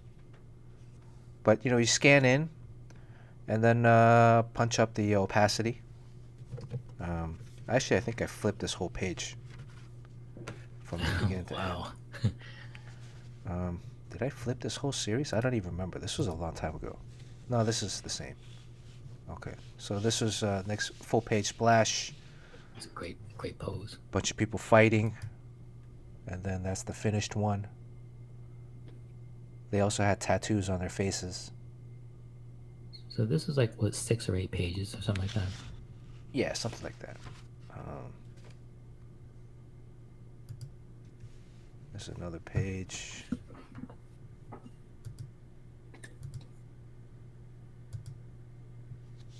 This is a different one. I got them out of order. Oh, this is the last page. Yeah. So here we go. This one, she dodges.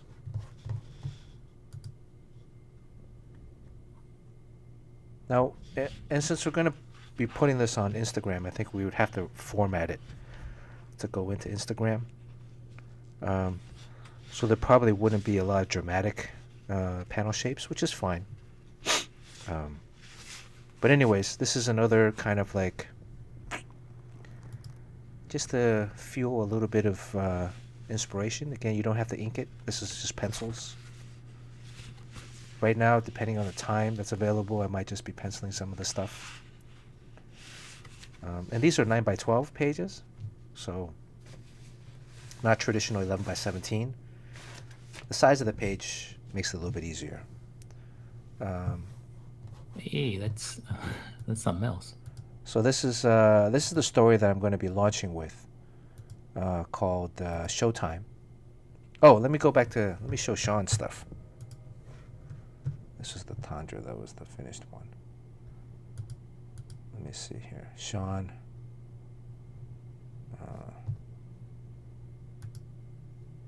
Get rid of this. Oh God. Oh, those are all pencils. Yeah. So this was your prison planet. Yeah, there was like the most fully realized thing was a cover, I guess. Yeah. So you had these characters.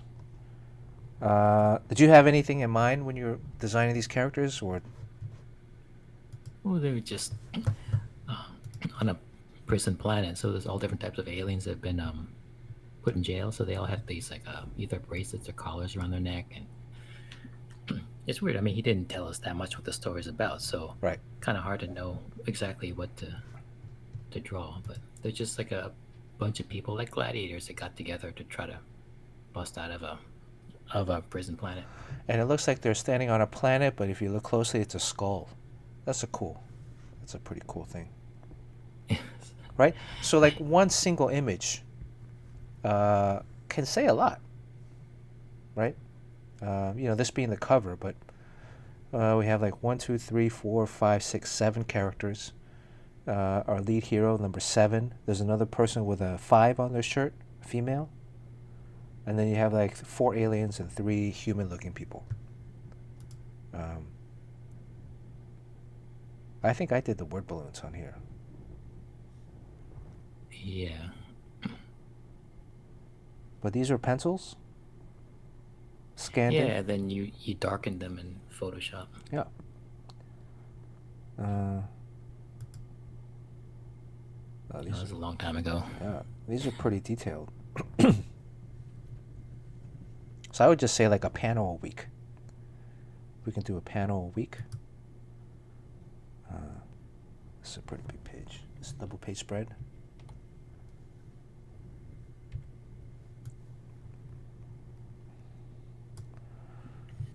It's very action oriented.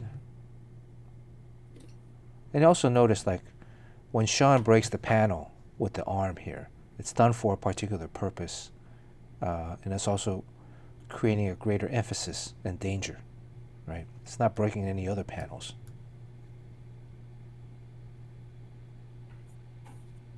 They're playing dice.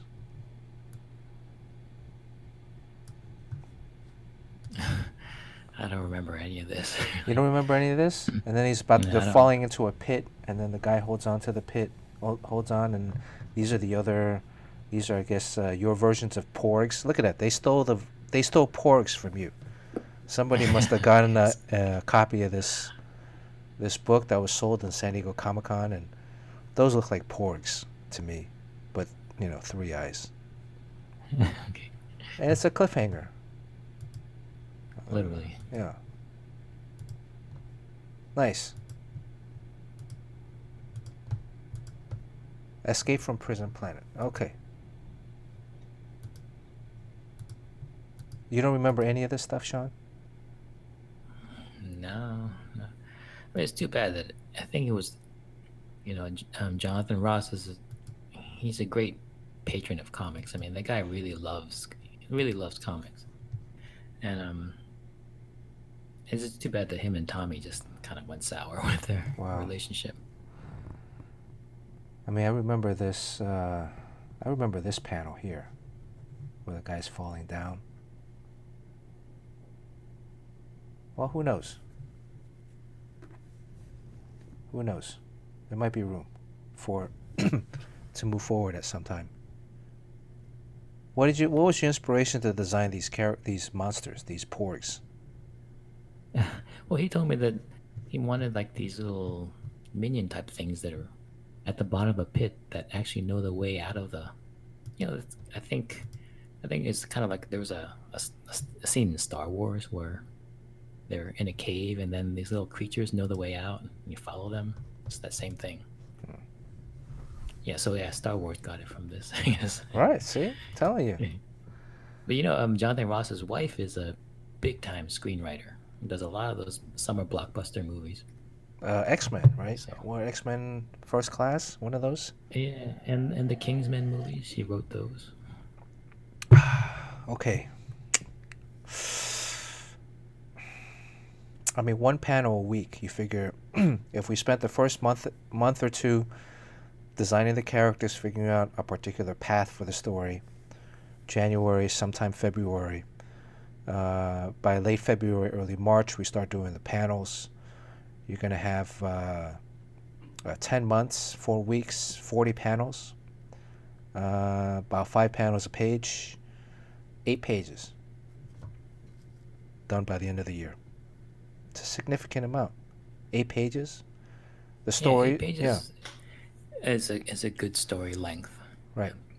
And I mean, the story can continue past 8 pages. But 8 pages is enough to get going for people to understand, even 4, for people to understand where the story is.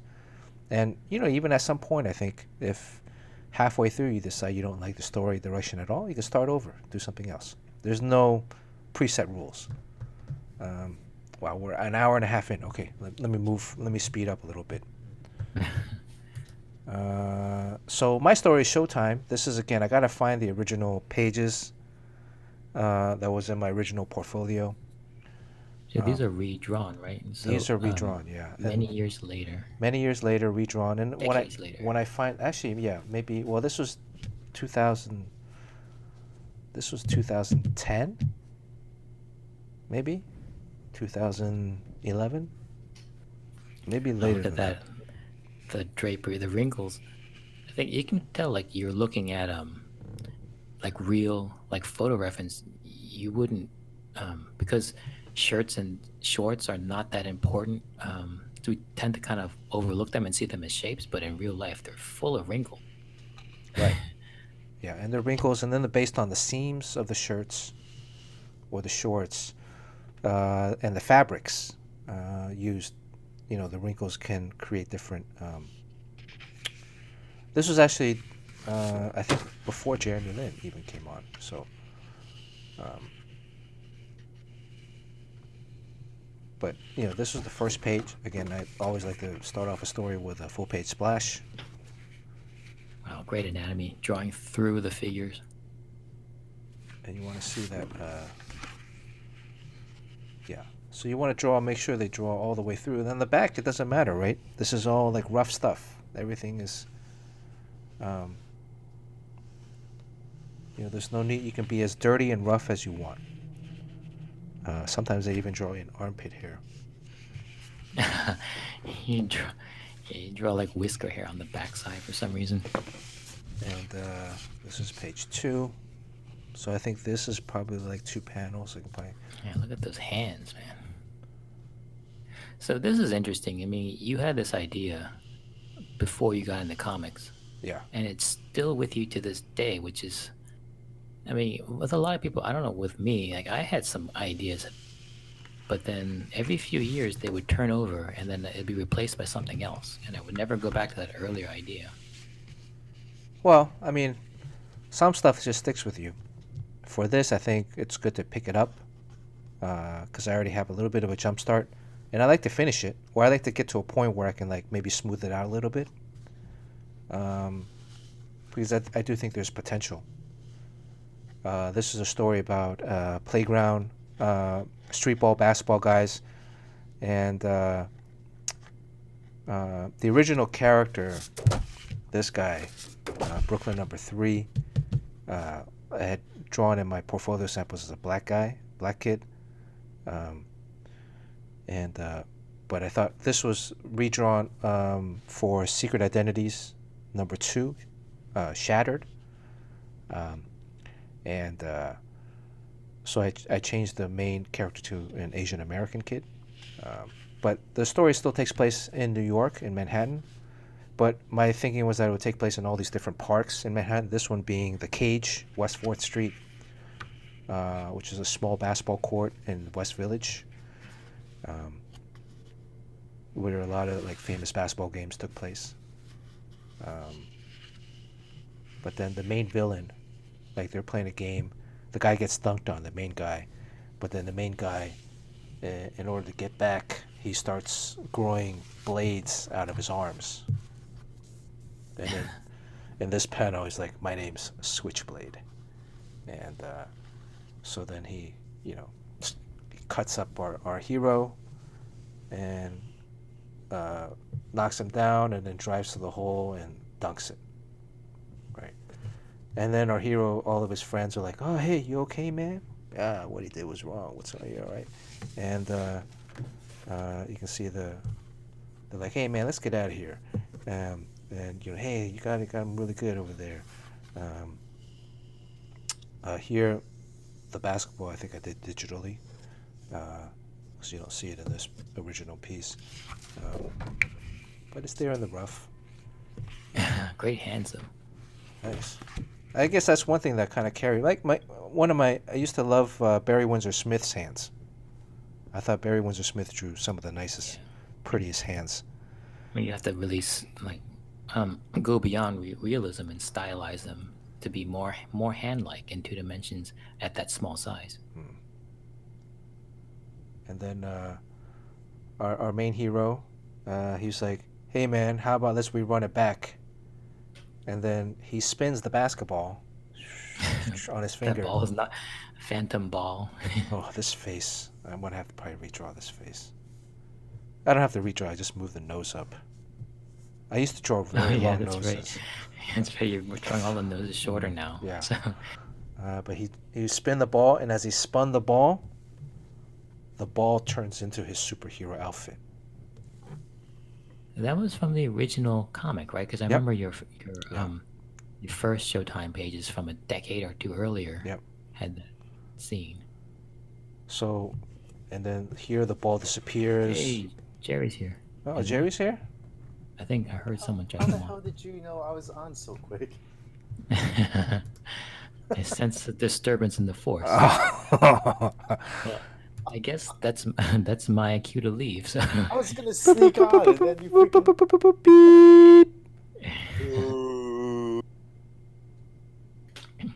Oh, he hasn't started drawing yet, so. Yeah, I haven't started drawing. I knew it. There's a lot of Sean, setup.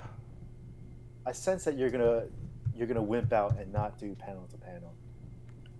It's very difficult for me because usually when you design characters, the characters are there to serve a overall narrative. That means you have a story. So that means you have to come up with a story and then populate it with characters. To me, it's a lot. Sean, I don't want to hear all the reasons why you can't do it. I want to hear all the reasons why you can do it.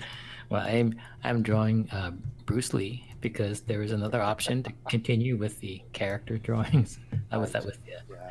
So, yeah. So, I was thinking, Bernard, we should probably get Perry Young from Warrior. Oh, can we get Perry Young? That'd be cool. Yeah. Yeah, Perry's actually a great guy.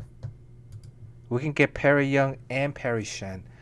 Never before have there been 2 Perrys. Yes. On stream. It's Perry and Parry. Oh, Perry and Jerry. Perry and Jerry. There's your sitcom right there.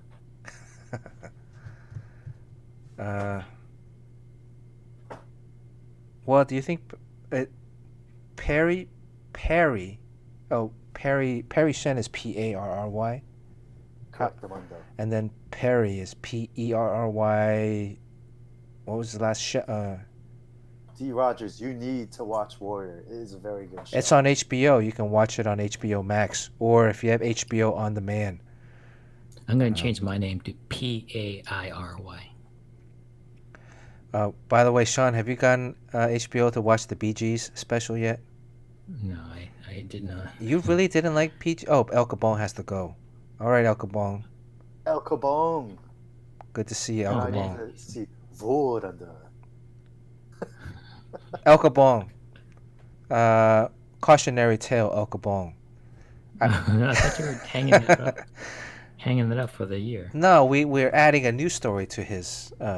Every time El Kabong comes on, is that El Kabong won the very first sketch giveaway. Oh yeah, but he wasn't around. But he missed out on he had actually, the wheel ended up on him for the very last sketch giveaway for 2020, but he had checked out. So the cautionary tale is: A, you got to give me your real name. B, you got to be here to win. Yeah, and he's gonna win tonight, but he'll be gone. He'll be snoozing.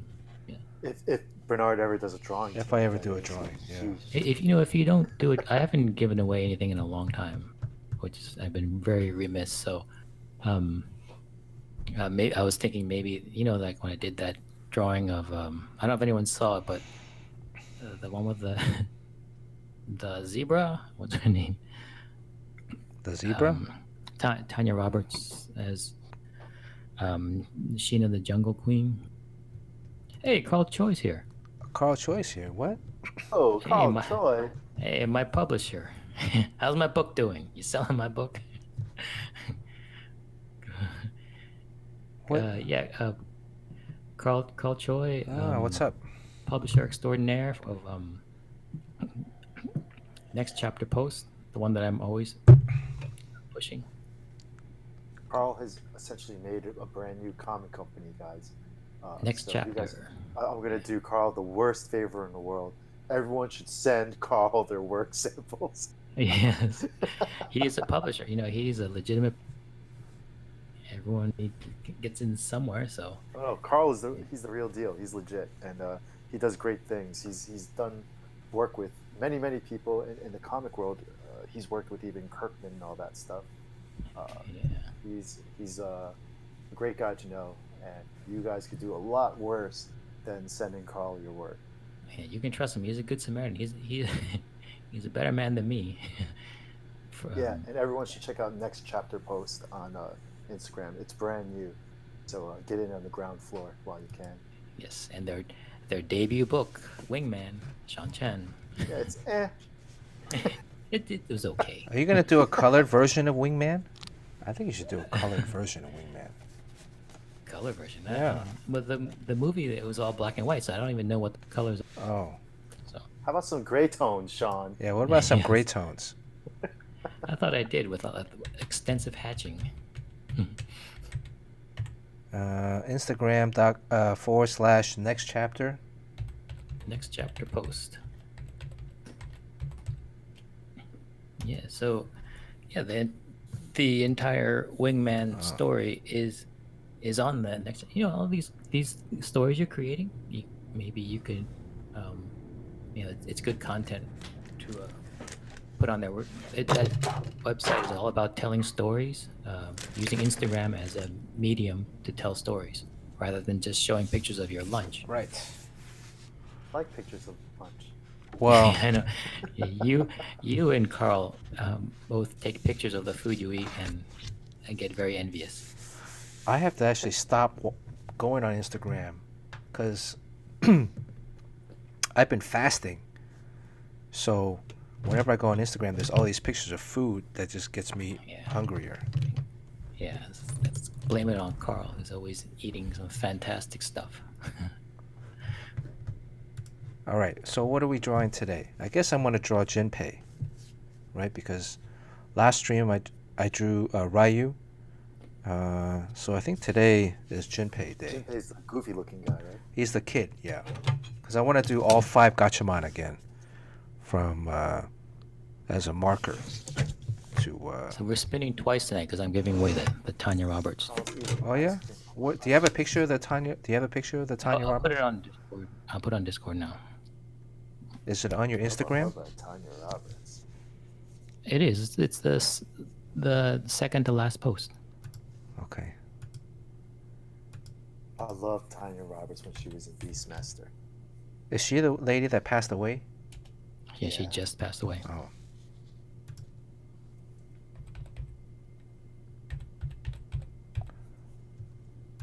because they thought she passed away, but then she didn't, but then she did. Yeah, man, that's kind of messed up. I wish they would have just waited till they knew instead of, Oh, the one that she's riding the zebra? Yeah. Wow. The painted horse. Hubba, hubba. How do I get that on here? Let me see.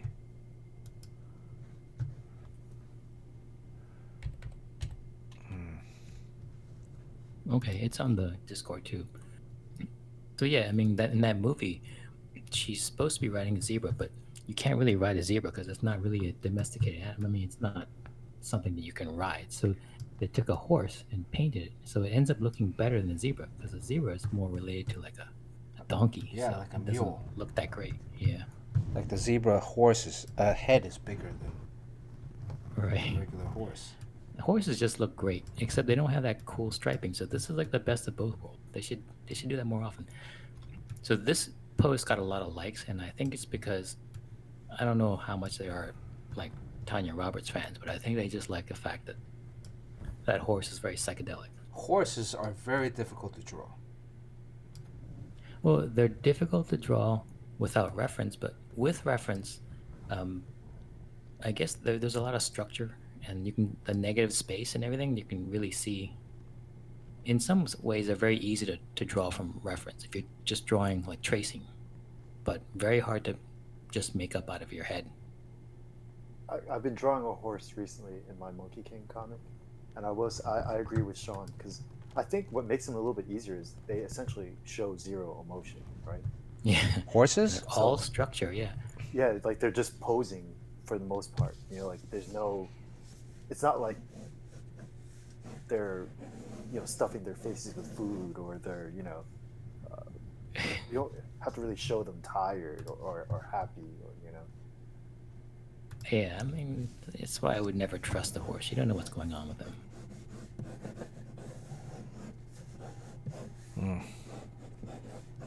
Are you sure you want to give that away? You don't want to claim that or auction it off? And nah, it's okay. I mean, I want to give something away. I mean, I haven't done that in a long time, so. you give a little piece of your heart every time you're on the stream, Sean. Okay.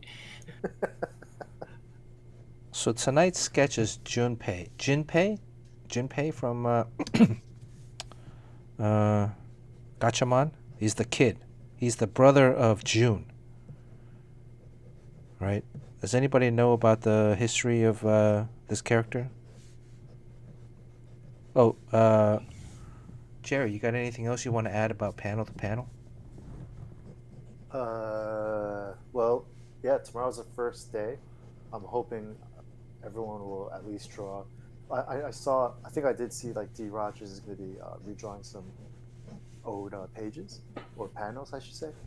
And if that, I mean, that's a pretty daunting task, and I think that's really cool. And I actually love D. Rogers for always stepping up to the plate. But if you want to kind of wrap your brain around the storytelling aspect of it, we will be starting off with character design sketches, which I think we're going to take like the month of January to knock out the characters that we will be using in our stories, because we really threw this together pretty last second, guys. It's not like we had this in mind all along and we were waiting for January to whip it out. We just literally, the second we told everyone is when we decided we were going to do it. So we are ourselves trying to figure out what the story is going to be. Chris Papa said, Get back. You invoked a song lyric from another era. Yojimbo says Amano Yoshitaka designed the Gatchaman characters. So who is Kiop? Kiop is this guy. They have multiple names. So yeah, okay. So and his voice is probably different in every different country, right? Well, also, did you know Bryan Cranston was the voiceover actor for Joe Condor, the number 2 guy. Oh, really? Yeah. This was while he was like, breaking into the industry. He had Joe the Condor. So He did a lot of voiceovers. I always feel like Junpei looks like he's always going through puberty. Well, he is. He's like a little kid. He's like kind of like Matt McGinnis. He's kind of like a little brat. Let me see. So you said that he had the yo-yo, but I thought June had the yo-yo. Oh, June had the has a yo. yo-yo. Yeah, June has the yo-yo. So what did he? No, have? but he has a yo-yo too. Look at this. He has a I thought he yo-yo. had slingshot. He had a yo-yo also. Hold on. Oh wait. I don't think so. Oh, yeah, he's there's got something. that yo-yo. Well, like It's that throwing balls the on it. caveman. Yeah, balls. Yeah, he's got a bunch of throwing balls. He got like throwing balls at me. he got ball. Look at that. He's grabbing balls right here. He's grabbing Yeah, he balls. spins around. He reaches deep in his pocket and pulls out these brass balls. See, look, he's and grabbing then- balls. And then the balls have a net. I don't know. Yeah, and it's weird because his bird is supposedly a swallow. Wow. Is that true? Yeah, he's a swallow. He's a swallow. Okay, he's swallow. Okay. Yeah, see, he's like This Amano guy is got a Oh, little. look at that hip hop version of him with the hat to the side. where's the hip hop? Oh, this guy right here.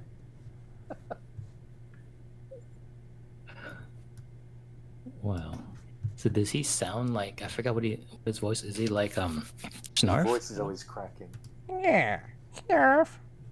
Hey, watch out. Well, so June has a yo-yo and he has balls. He's got balls, Okay. But he's like a little kid, basically. but he's got balls. They're called bolas. Bolas? Bolas, Or yeah. balls. Yeah, I'm not sure if anyone actually used that as a weapon, but it seems like it's a caveman type tool. I mean, you basically use it to take down an ostrich because they got those damn long legs. Oh, okay. See, Jinpei the swallow. All right.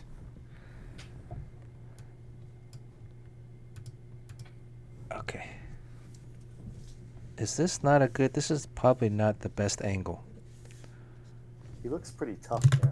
Yeah, I think he needs to look a little. Yeah, with all these bird characters, the most characteristic view is the profile because Yeah. of the beak, Right. I think. or at least 3/4. But you know, I think it's a great angle, but you just have to really work out that visor. Ooh, Amano's doing a Harley Quinn cover. Cool. How come Peach Momoko isn't Carl doing? Choi, you did not know Alex Ross did Gatchaman paintings? Oh yeah, he did great Gatchaman painting. Oh, see, I think they're pretty. Well, they're as if they existed in real life. You know, I understand technically how good Alex Ross can be. I just, it's hard to get excited over his work, in my opinion. Oh, okay, that's a hot take. Yeah.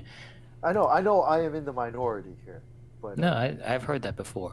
I think, yeah, I don't know what it is about it, but there are people when they draw, like if you look at the stuff that Jim Lee's doing now, it's very expressive. He'll sling ink around and he'll kind of draw like crooked lines.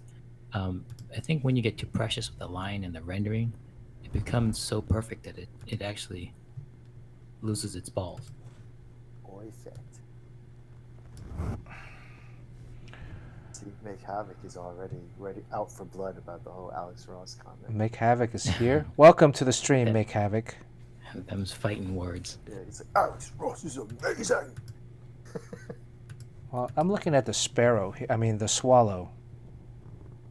And he has like a small beak. You're actually going to the source. Yeah.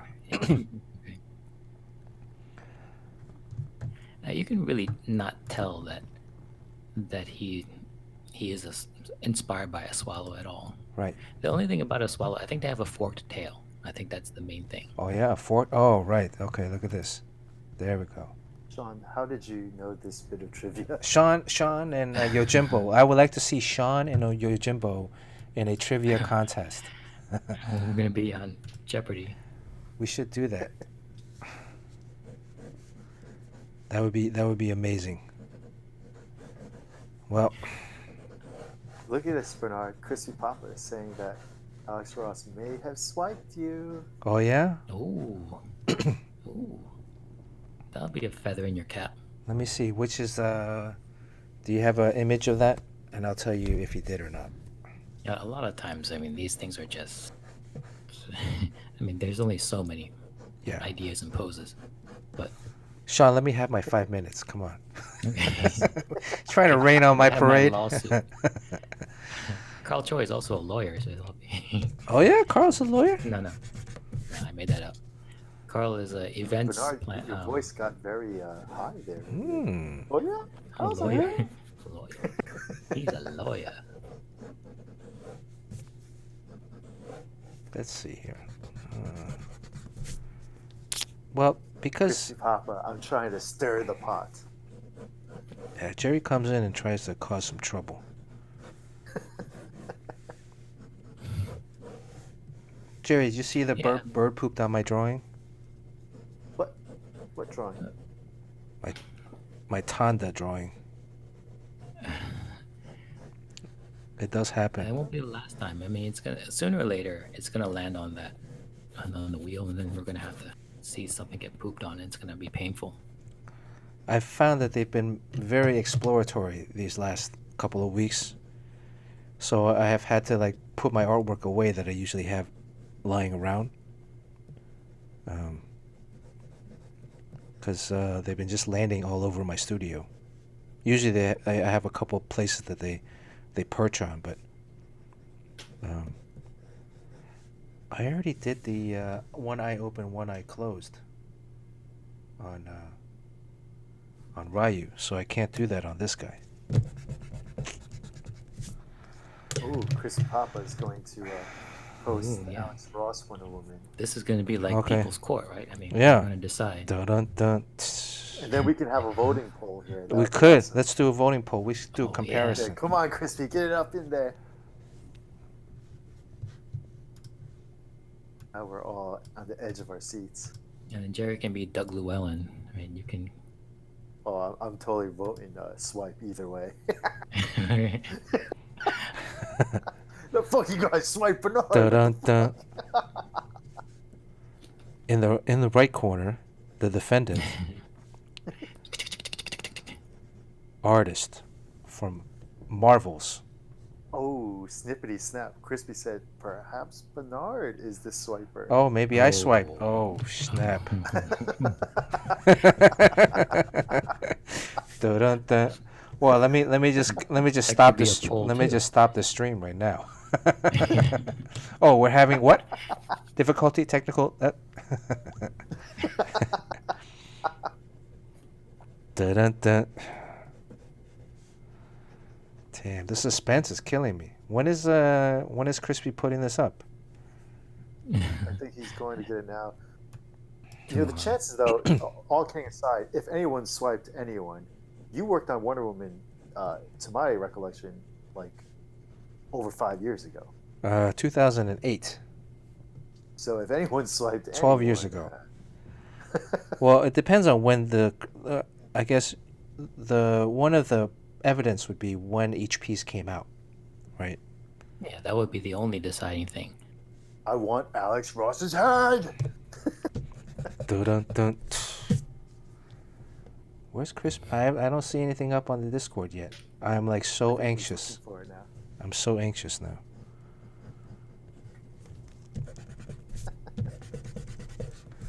I think, hopefully, what would be great is if Alex Ross did indeed swipe Bernard. And when Bernard gets really angry, someone's got to make Bernard talk like Twiggy. You know, well, you know, it'd be fun. Do anything. You know, it'd be funny if it was a Cliff. If Alex Ross swiped Cliff Chang and Crispy got Cliff and me confused. Oh, that'd be. that could happen very easily. Someone confused me with Jim Cheung. Jim Cheung. I mean, somebody like. Remember, we used to be at and that's set up as the boulevard in San Diego, and people would come up and say, "Hey, you Tommy Lee Edwards?" I'm like, Oh yeah, yeah. or John Paul Leon? Are you John Paul Leon? Still See. waiting. Crispy Papa, man. What's going on here? What If is it was up to Vorando, it wouldn't take this long. right? What is JINPEI's expression? He's a brat, right? Right. So, like a lot of like I a feel like Bart Sears it type should thing. be he just creamed his pants and he doesn't want anyone to know. He's playing with the balls. Yeah. You know what's his name? Was it D? No, it wasn't D. Raj. It was Crispy Papa told me like he DM'd me and said like great stream. Like I love listening to it with my kids. Oh, okay. It's like yeah.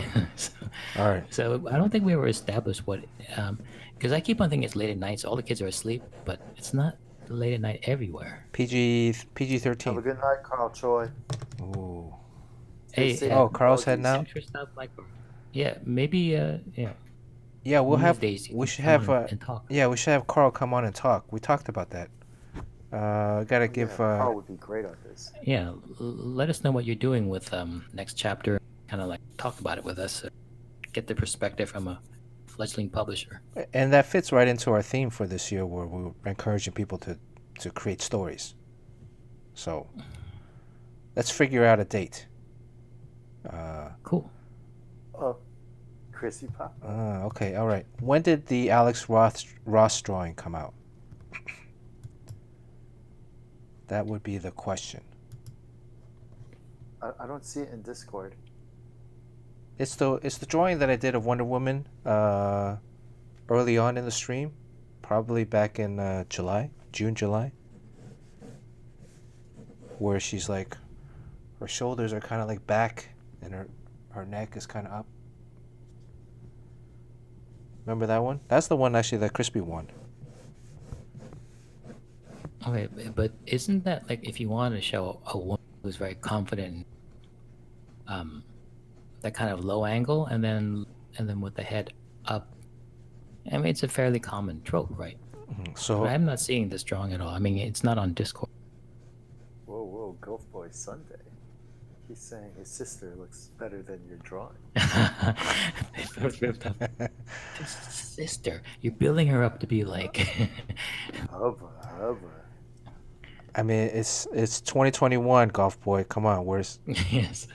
This, the sister does not really exist. Come on. You know what, Golf Boy? It would be funny if Golf Boy just put on a wig and sent a picture of him.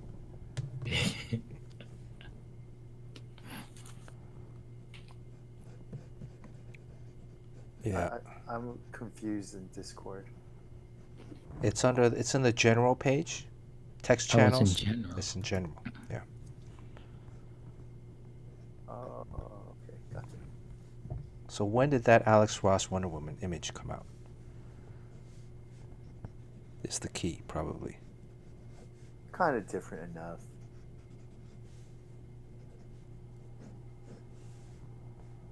I mean, Well, I mean, Fuck it. He swiped you. I mean, if you're doing body language, right? I mean, we come to the same conclusions when you're trying to show someone who is like, very meek or very shy or very proud or very,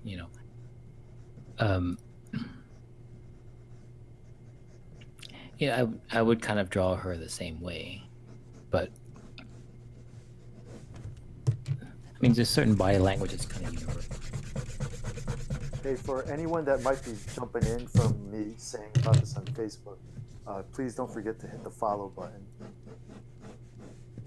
And you will know whenever Bernard comes on again in the future. thank you, Jerry. Where's my follow button?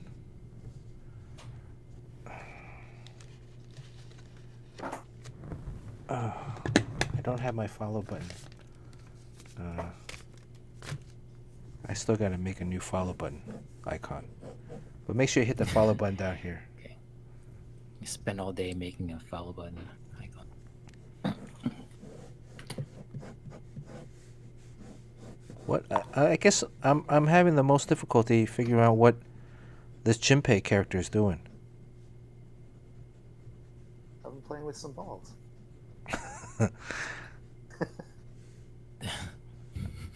I only want to draw the face. Let's get back to the swiping that Alex Ross did so blatantly of your drawing. Yeah, we got to figure It's out. a very same D. attitude. Rogers is with me. He thinks that Ross swiped your bust intrusion and chest. We gotta figure out when that was, when he did that. Was that a recent? I think that's an old Wonder Woman piece, though. Well, he said that he saw it right after you posted yours, like soon after you posted yours. You think You think Alex Ross is following the stream? He's like, shit, these guys are doing original stories every week? He's, I'm gonna he's top lurking. Hey, Alex Ross, I hope you hit that follow button down here. And maybe you want to come in and defend yourself. Oh, we said we were going to co-stream on YouTube, too, also. Okay, maybe next time. Yeah, we're going to co-stream it. Then, definitely, we're going to get some people. Fight Nerd, Matthew, if you are still here, Happy New Year, dude. Everybody, Matthew is he's a documentary guy, specializes in some UFC fighting and stuff. And you guys should definitely check out what he's doing. It's pretty cool.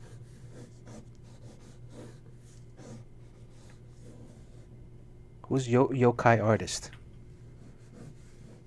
What's up, Yokai Artist? I see Yokai Artist on Crease's stream. Oh, yeah? Is Crease on today? Crispy Egg Roll is out for the night. Oh, Crispy. All right. Gotta get the bedtime, get the rest, get the gains. Right? Sleep is a very important part of muscle building. Yes. So go to sleep. It's a leg day tomorrow. Is it? I thought it was shoulders and triceps. Shoulders and triceps. I don't think Crispy Egg Roll works on legs. I think it's purely upper body. It's the Zoom workout. Oh, hey, Courtney's here. Hi, Courtney. Courtney? Oh, it's a girl, guys. Oh, a girl? Hey, how's my breath? How's my breath? Oh, yeah. What's up, Courtney? Hubba. How are things in... Are you backstage side? Santiago. Yeah. Gosh, I'm having the hardest... I'm trying not to do the same expression I had for Ryu, which is this kind of like comical. Yeah, I think you might kind of get yourself into a corner if you're trying to avoid something. Let me Makes see. it a lot harder. Yeah, let me. I mean, you have so many characters left to draw. You gotta do something different for each one of them. Let me do one where he's kind of like, whatever. Oh, what do we get the get back from? Oh, get back from where? I mean, the get back. Someone said something that was We need a old timey dad like. we need a get back coach, or somebody complained about getting back. Mr. Joshua told us to get back. Oh, really? What was that about?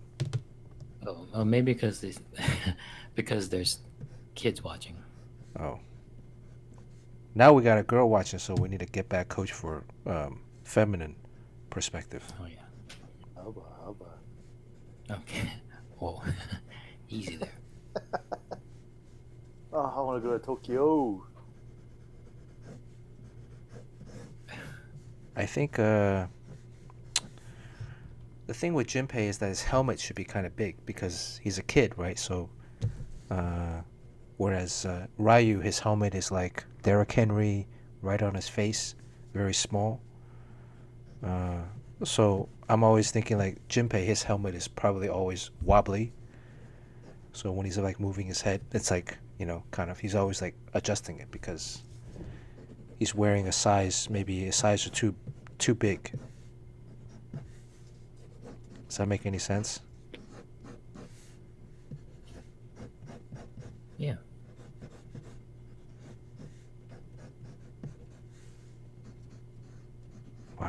complete silence.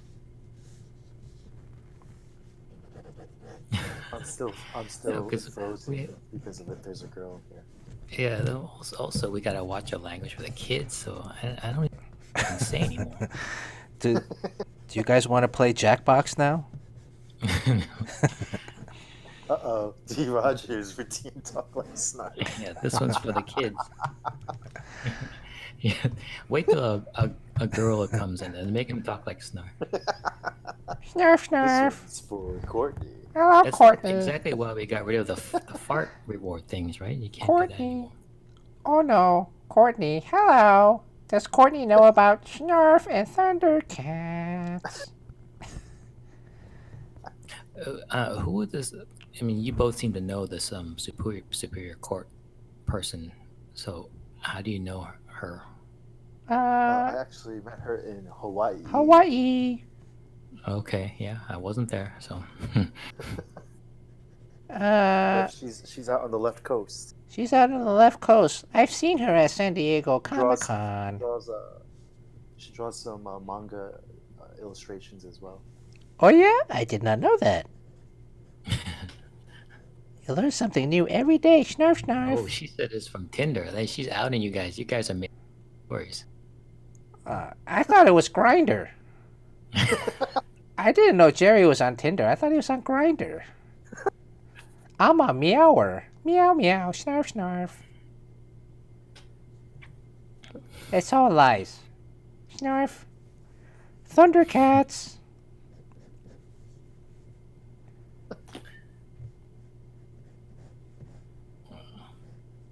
What does JINPEI?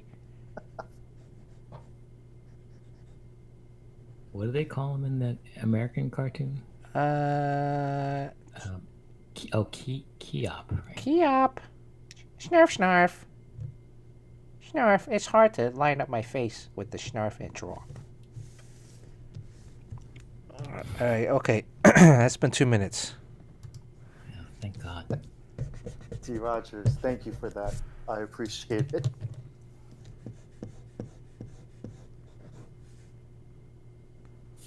What should his mouth... Should mouth be... Maybe he should stick his tongue out like kids do. Yeah, there was an expression in... Matthew Cross Art has redeemed. Oh, Go no. full screen. Green screen. Oh. You gotta remove that option. It requires a whole costume change. It's a lot You need of to work. leave the room for a while to do this. Courtney's getting the whole rundown of the The different... whole shebang. I hope nobody has 1,000,000 points right now. That's all I'm concerned about.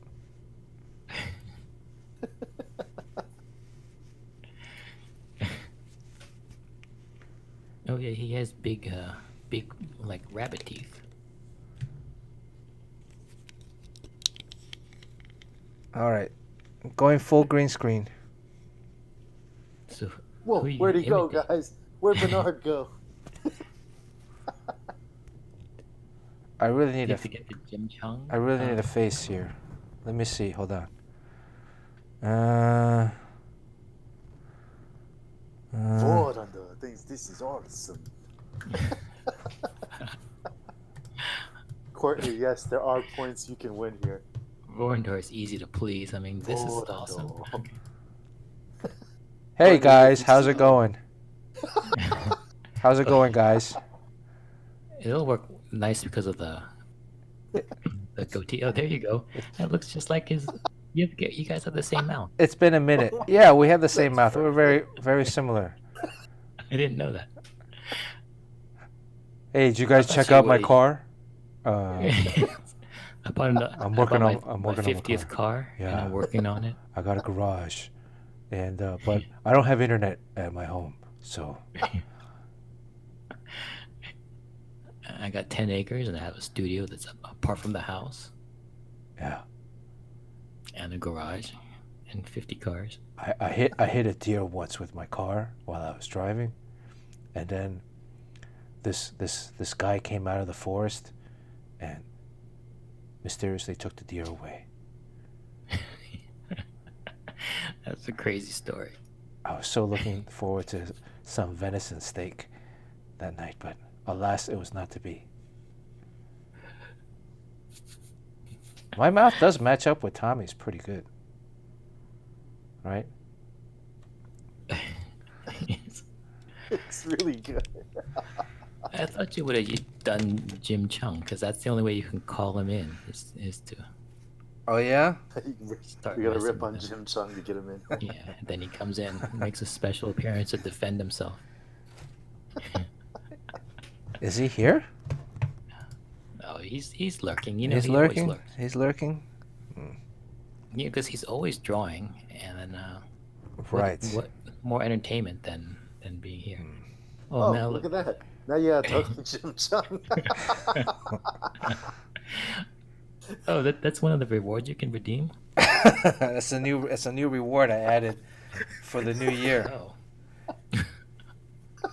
It costs more than the but it requires go full green screen though. no, I mean, you don't need to do the green screen thing for that. Yeah, this drawing is going nowhere. Yeah, come on guys. We're like 2.5 hours in. Let's 3 go for hours. the 6-hour challenge, guys. I got to work on a bunch of stuff What? after this. Asian Ryan Seacrest. All right, I don't think he's going to come on. That means hot date. Hello. Hello, gents. Hello, governor. Hello, gents. How'd you like a nice how's your father? What are you drawing here today? I'm texting a picture of this to Jim right now. Oh no.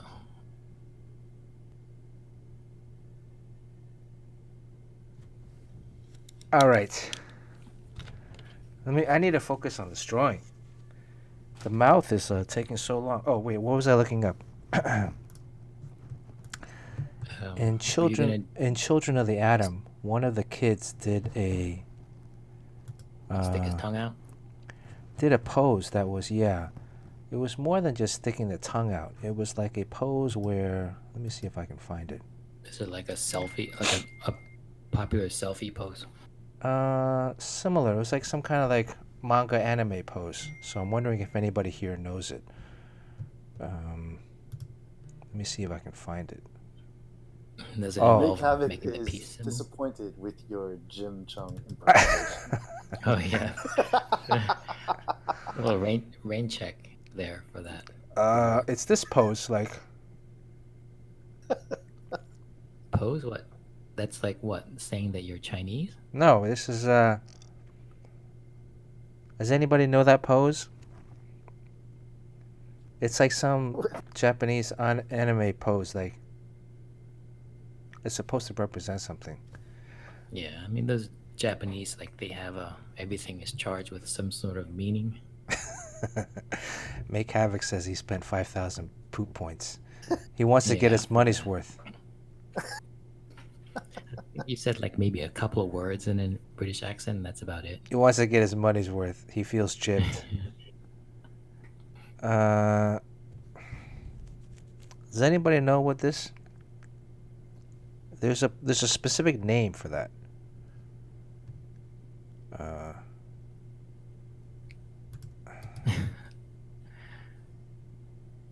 Okay, now I gotta open up Word. Sexy time. Akanabe facial gesture indicating sarcasm. Yes. What? Who said what? Who said what? Akanabe, so it's I don't know pronounce his name. Yeah, Kimosabi.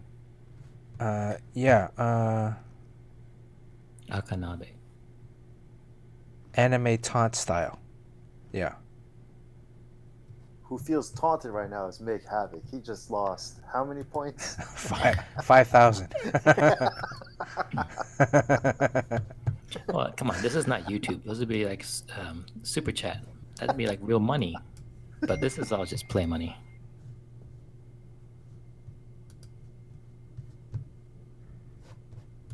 All right. I'll make it up to you later, Steve. I want to get through this drawing. You can make it up in sauna time. That's it, Akanabe. Yes. But then now his eyes close. Oh, both eyes can be open. Okay. Well, apparently, you can refund the points, Bernard. Oh, you can? I can refund the points? Maybe not. I say, yeah, just sauna coupons.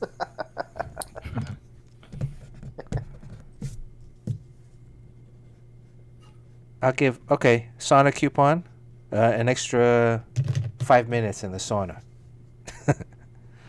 The sauna holds 2 so that you can throw in a back rub. Right. Well, that sauna holds 2. I don't know where's Steve going to be. It's going to be Courtney and me in the sauna. So where's Steve? Steve will be on the outside.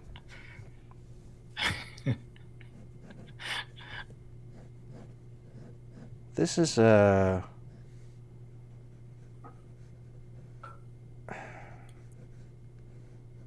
you putting the finger in there? yeah, I'm putting the finger inside the now I gotta draw a hand.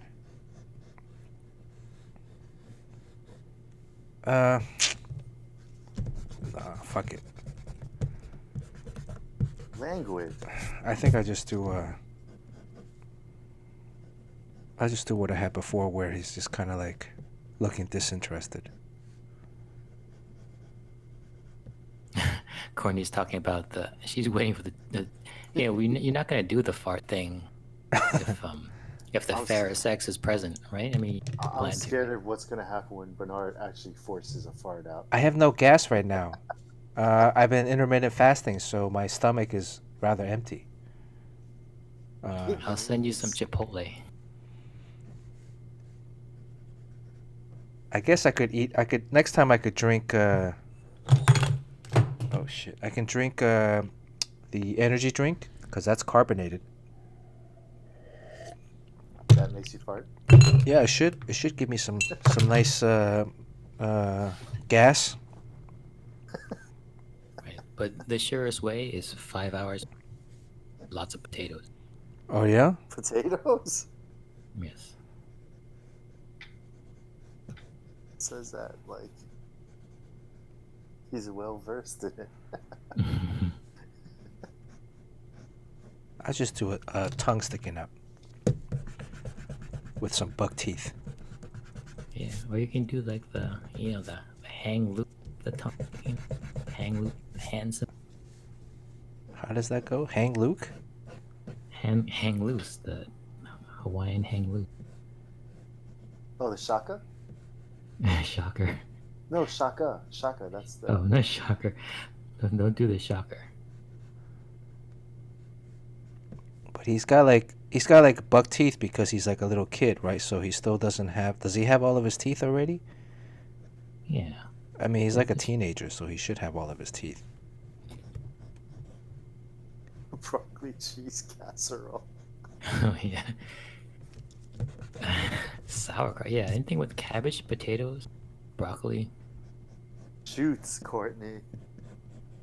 She says shaka as well, brah.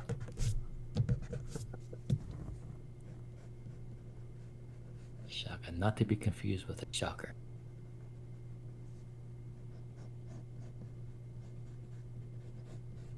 How big is his tongue? Gene Simmons big. You know what would be great is if Courtney... Does Courtney know about Gatchaman? Of course she does. Get back, get back.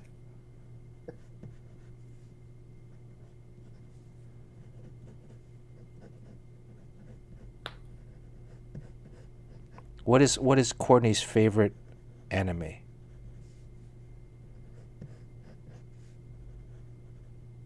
Sailor Moon?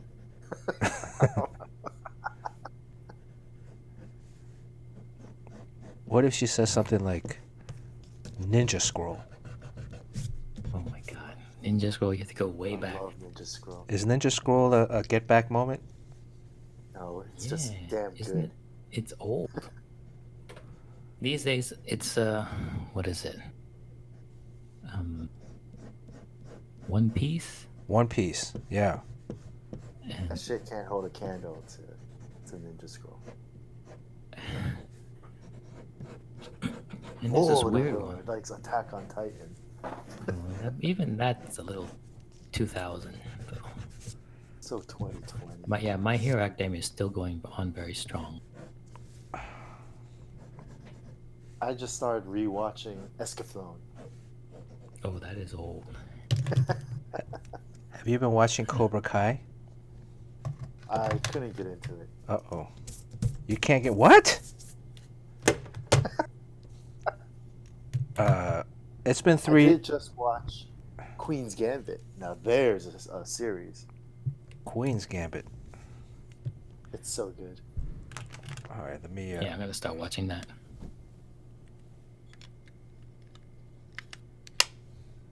Hello.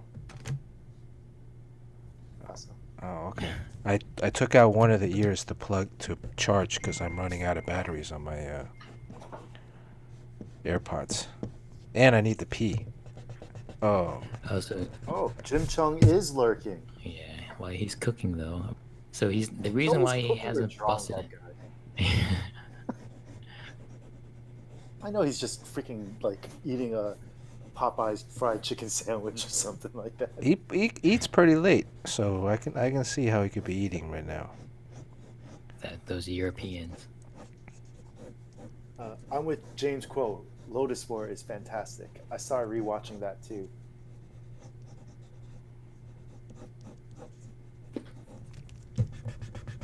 Make Havoc. I'm sorry, man. Cobra Kai season 3. Kind of. Do we need a band, Jerry? Yeah, them's fighting words. I didn't make it past 15 minutes of season 3. Well, I think that's your problem right there. Tamla Tomika is in it. Tamlin Tamita, yeah. Oh, Macross Plus. I like that. Macross, that's like what is the Macross. first anime? That's hella old. Macross is my favorite anime of all time. Which Macross? The original one, the second season, or the third season with No, the movie.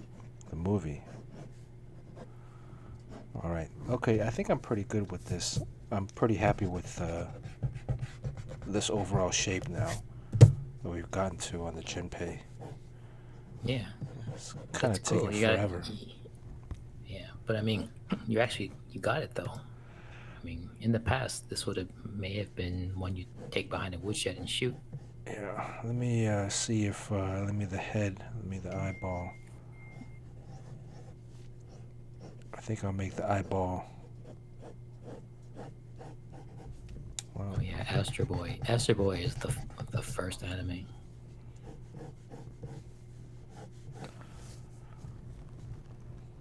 the swallow, does the swallow have, it has kind of a bulbous head.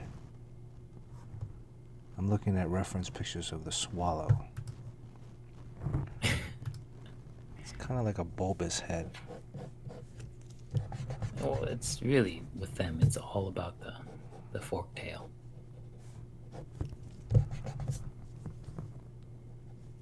Does JINPEI have that in his, Who's the one that has that little antenna on the back? well, they all have antennas in the back. Yeah, so I'm thinking I'm going to add this. But in real life, the swallow doesn't have, like a, Whoa, you know. guys. Huh?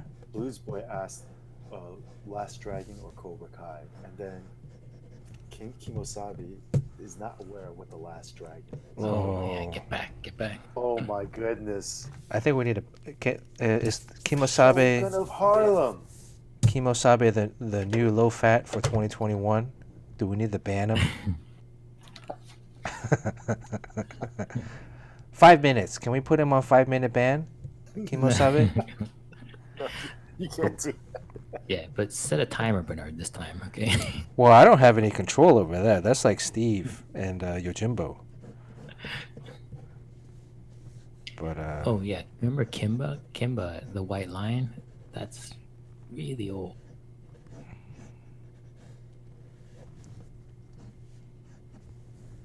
where's Low Fat anyways? Has anybody seen him tonight? He's still missing. He's still missing? He's not lurking? He's Still on still on timeout. that low-fat milk can. Have you He's seen? probably waiting have for you Jim seen Chung to cook him some food. Come on, Low Fat. All right. Okay, let's go in here. Let's finish this off. Let's finish this off. We got the dark pencil? just- Gotta spin the wheel twice. You gotta save some time. yeah. I think I'm gonna make his helmet somewhat smooth and round, but with a lot of padding in it. It's a complex shape.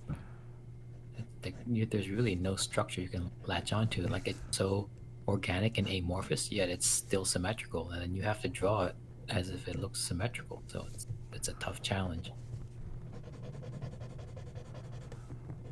How big is your Tanya Roberts sketch, Sean? It's a 9x12. Wow. Did you send your Jimbo his Yoda yet? No, I mean, I was supposed to do it tomorrow, but it looks like Yeah, probably not. I'm probably not gonna be able to send my stuff out until next week. Hey Sean, that Tanya Roberts piece, how long does it take you to do that one? Well, that one was like maybe like 4 hours. Oh, okay. I thought it might actually be like 6. Sean, when you were drawing that, did you like start and then stop and then finish? Or was that all in? What would I stop for? Kind of That's a bad get joke. distracted. Yeah. Well, it did start. Well, I became very interested on the drawing. Became very, very, and then got extremely interested, and then suddenly lost interest. Why Tanya Roberts? Because she died. Oh, so it was because she was in the news that Yeah. you were paying tribute? Well, yeah, and then there are people who say like, "Oh, she didn't die." Well, I never read that she in the comment part, but That 4 hours could have been spent on your original story. Right. Yes. But yeah, I think I would be just kind of thinking what to draw Perhaps for it 4 is hours. the first panel to your original story.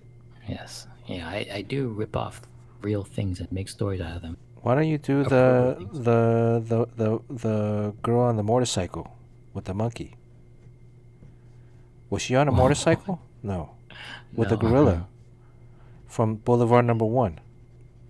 Yeah, well, those things were drawn a long time ago, so I kind of lose interest. I think that's the biggest danger people don't do anything is because they have these great ideas, and then it's such a long process to get a book drawn and written and put out there that you can lose interest before you finish doing it, and then it just is, you can't really release something that's not finished. So having a lot of ideas, I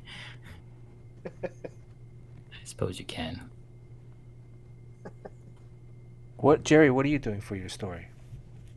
I am doing the dim sum gang. Dim Sum Gang. Do you want to tell people about it a little bit or no?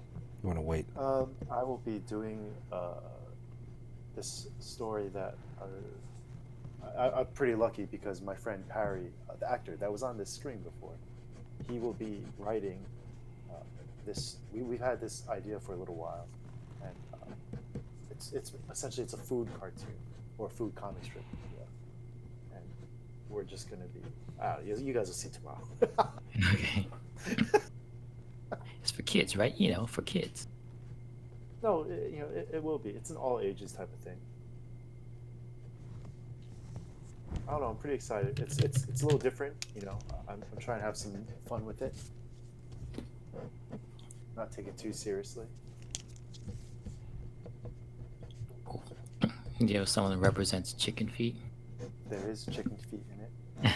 That's my favorite. What is your favorite D. dim sum? Rogers. D. Rogers, That's it your is in the book. favorite? You eat chicken feet? Yeah, chicken feet is the best. That's my chicken feet and xiaojiao. Those are my two markers for Which one is comparison. xiaojiao? Xiaojiao is a shrimp. What is- A shrimp. Oh, that kind of translucent shrimp, shrimp Yeah. dumpling thing. I actually hate that thing. Really, those are my two markers for like when I go to a new dim sum place. I order that to see how. Yeah.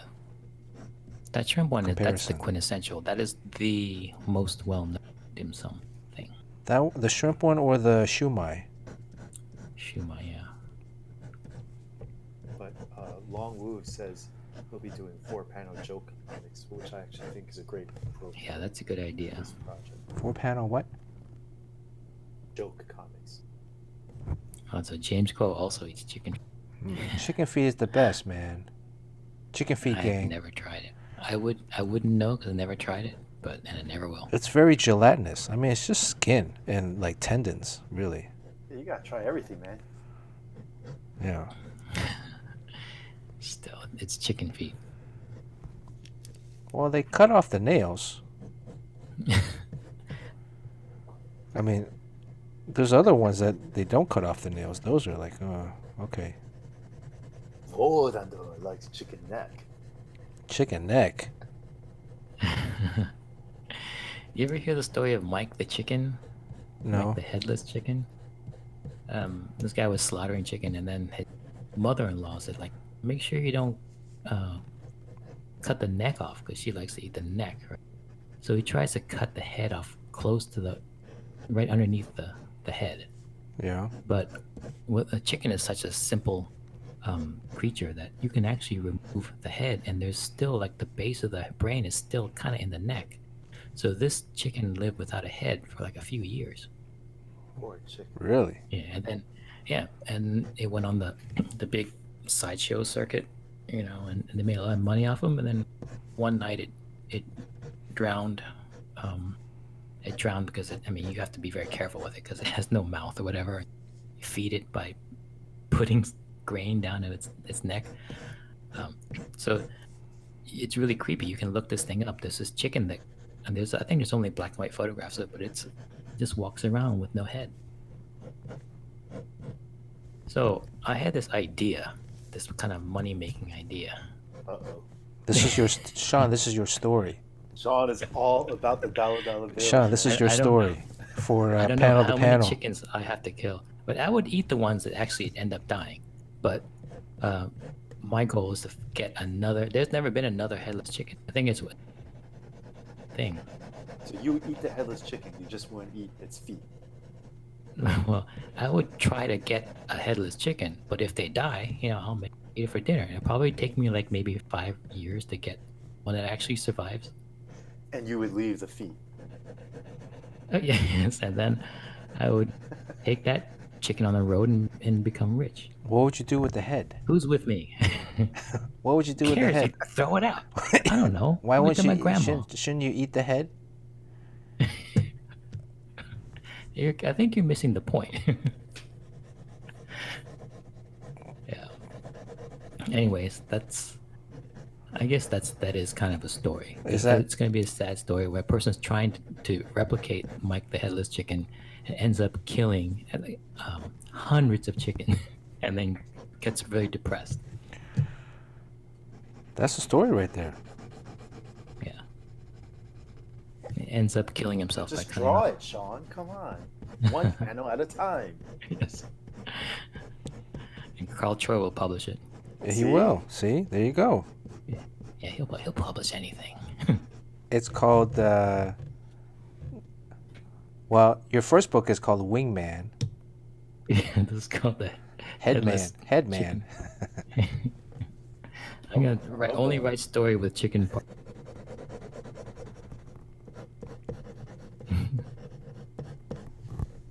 I mean, and then it could be a whole exercise in if you can figure out the perfect cut. See, Sean, once you figure out the perfect cut, then you can have a whole army of headless chicken. It's not just one chicken, right? You can have like a whole bunch of them. No? Yeah, when you cut the head off a chicken, I grew up a little bit on a farm, and it is true that they run around for a bit. So Kevin P. West says that he's killed many chickens and none of them survive more than 10 minutes. Can you imagine running around for 10 minutes? So I guess on rare occasions, and just one occasion, this chicken just kept on living. Very cruel towards chickens. Yeah, chickens, I don't even know if you would consider them an animal anymore, because they've been so genetically manipulated they can't even breed on their own anymore. D. Rogers is telling Courtney to get back, get back. What did Courtney say? Choking the chicken boys. Choking the chicken. Yeah, that's the story. That's the title of it. That choking the chicken? This is a PG-13 show, so. Yeah. Damn, Courtney, so sucio. That's dirty, boys.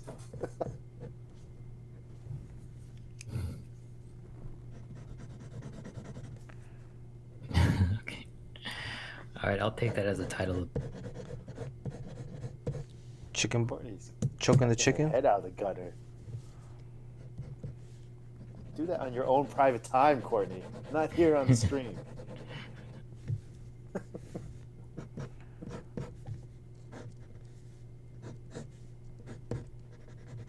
All right. Is there anything else unique I can add to this? Don't ask Courtney. JINPEI? Jeez. It looks pretty good. Still trying to figure out this this Pfizer thing here. It's very tricky. Like, who even knows how it catches a highlight? You know, because it's just a complex compound curve shape. Yeah, because I'm thinking like it's more like if this was the helmet. Right, this is the helmet. It's almost like this.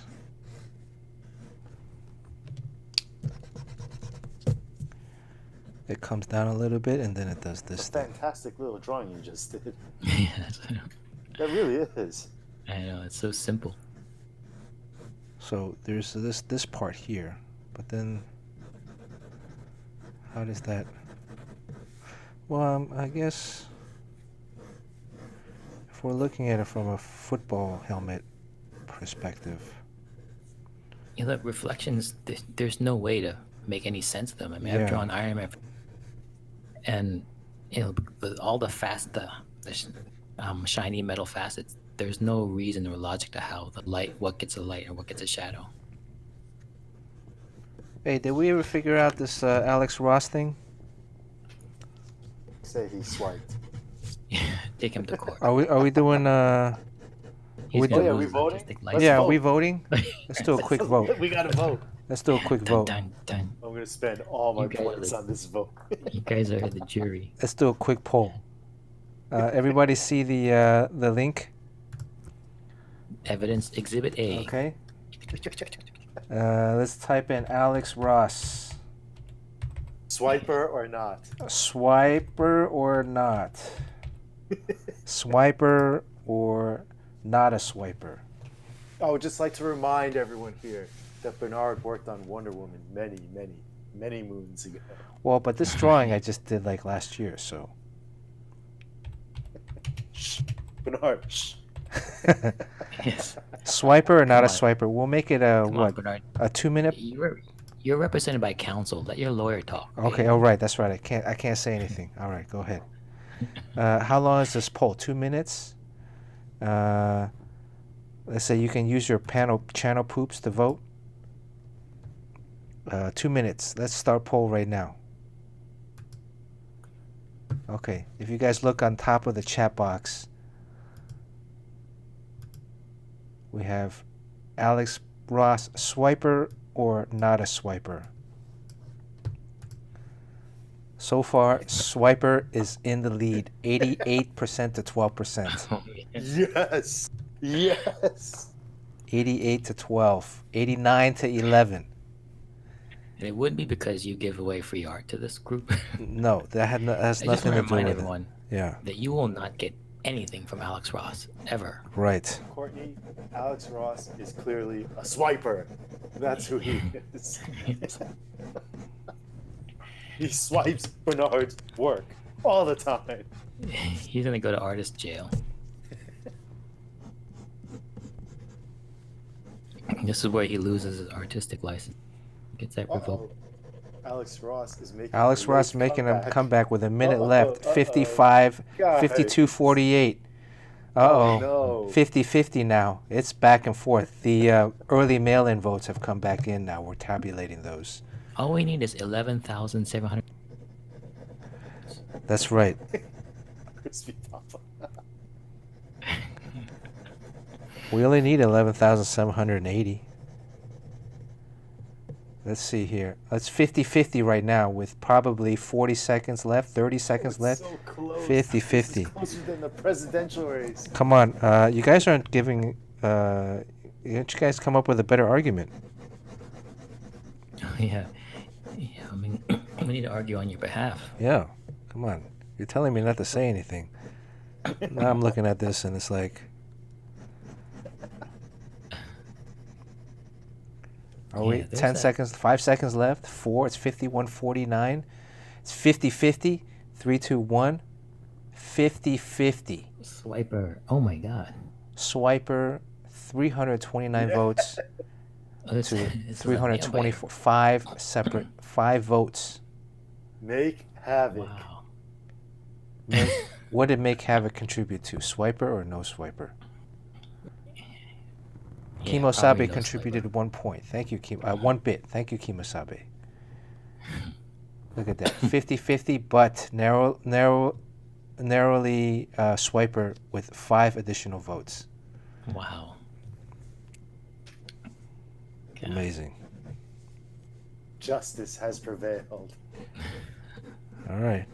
Well, he's a swiper. I knew it. I knew it all along. You know he has no talent, real talent, right? I don't know if this is a better sketch in comparison to last year's JINPEI.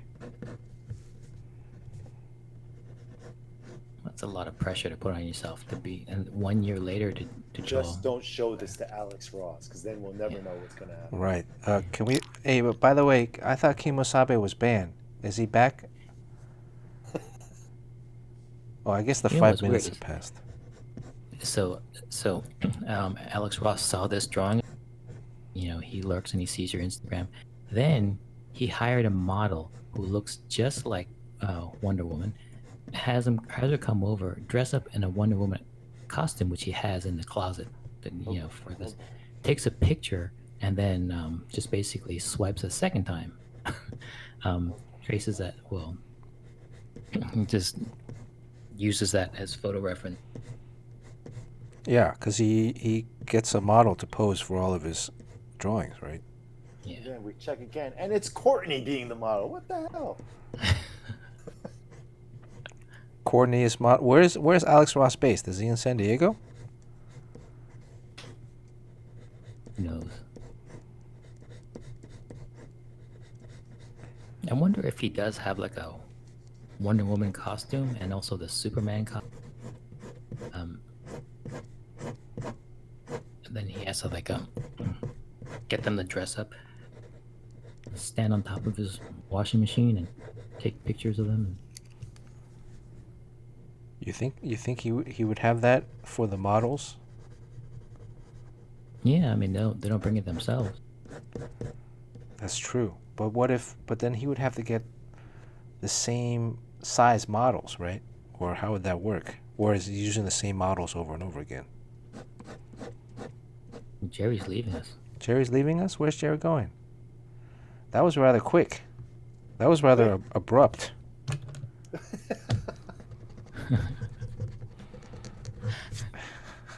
You Happy heading out? holidays, boys. All right, Jerry. Thanks for joining us. All right, some people have their work tomorrow, like the rest of it. I'm pretty tired. Happy holidays, everyone. Good to see you. All right. Happy Yeah, holidays. Happy holidays. Talk to you next Tuesday, I guess. Right? Not unless we stream again this week. Oh, yeah. maybe Thursday. We'll see. Okay, boy. 再见. Bye-bye. All right. See, booty call. Yeah. 不走了。 I think my cousin just called. 哎呀, Jerry, 你太大了.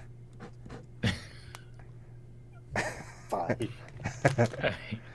You didn't get that All one? right. I don't know what that. I don't speak the language. I said Jerry's too large. Oh, jeez. That's my own cousin too. Yeah. How could you? Oh, so Yojimbo put up a picture of Alex Ross using himself Oh yeah? and Harley. How would he use himself as Harley? Other than maybe just a hand or something. Oh, is that what Alex Ross looks like? He's like a little bit bald and...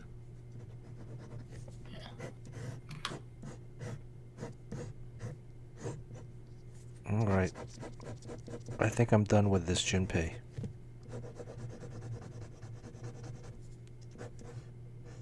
Let's do the giveaway.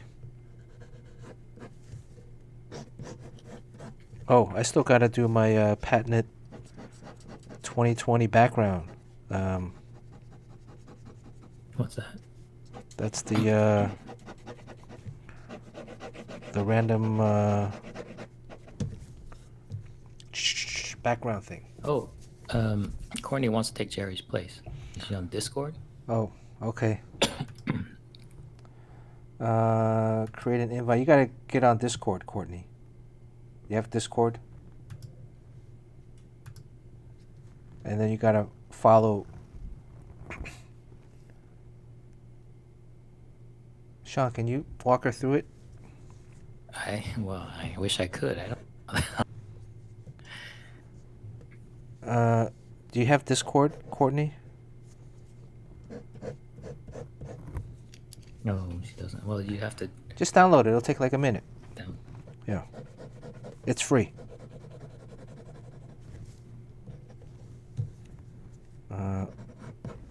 What else should I add to this?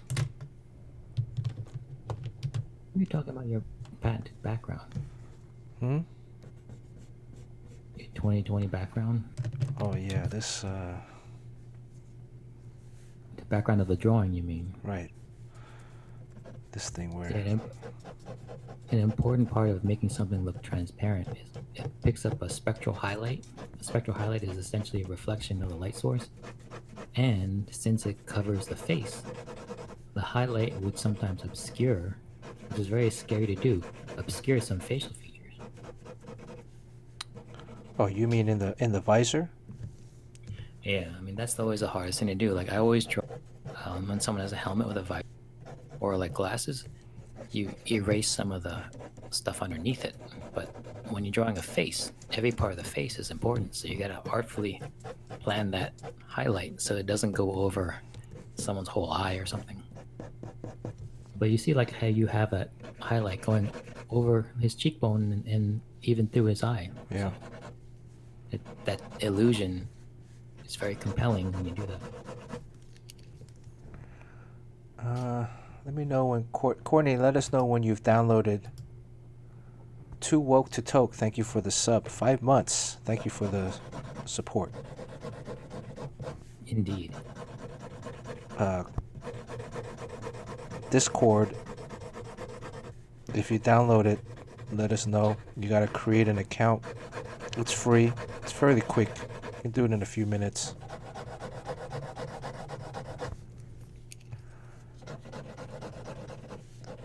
This is a bold background choice. It's bold, so it has the power to... I mean, I would kind of get very timid with backgrounds for fear they would kind of ruin everything in the foreground.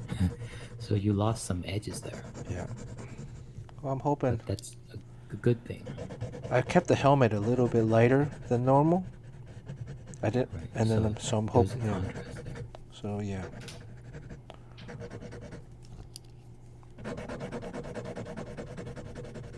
And then I guess Joey Lee Carell. Hmm? Joey Lee Cabral is here. Joey Lee, good to see you. Make sure you hit that follow button, Joey Lee, down here somewhere. Do you know Joey Lee? Right. Another name is. Yeah, he's a very good. He's another streamer. Oh, Watch the stream sometimes. okay. Yeah, very good stuff. Joey is another artist. I should hit Joe. I should follow Joey then. Yeah. What kind of art does Joey draw? Oh, Courtney's in this. Courtney's on Discord, so Courtney.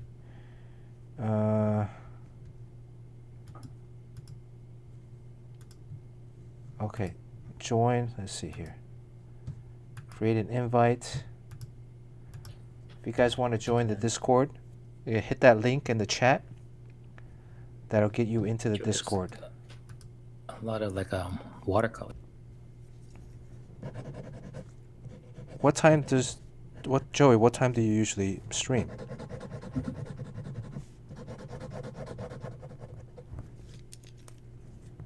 What time is it now? 10:44. Is that 1 o'clock your time? Yeah, that watercolor stuff is really amazing. It's like really mesmerizing to watch all that color. I mean, it's very bold because watercolor is like controlling accident. It is. It takes a lot of experience and practice. Oh my god, why talk like Snarf now? Who redeemed the talk like Schnarf? Like Kevin West. Kevin P. West. Schnarf. Well, I think yeah, Courtney's in the room. Okay, I Courtney. made it. Hey, there you are. Wow. All right. It's a lady. It's a lady. I wouldn't go that far. We don't have an icon or name for you, but Courtney, welcome to the stream. I wanted to be Jerry's icon. I wanted to like move his mouse. Okay, I well, want to replace him. do you know about Schnarf?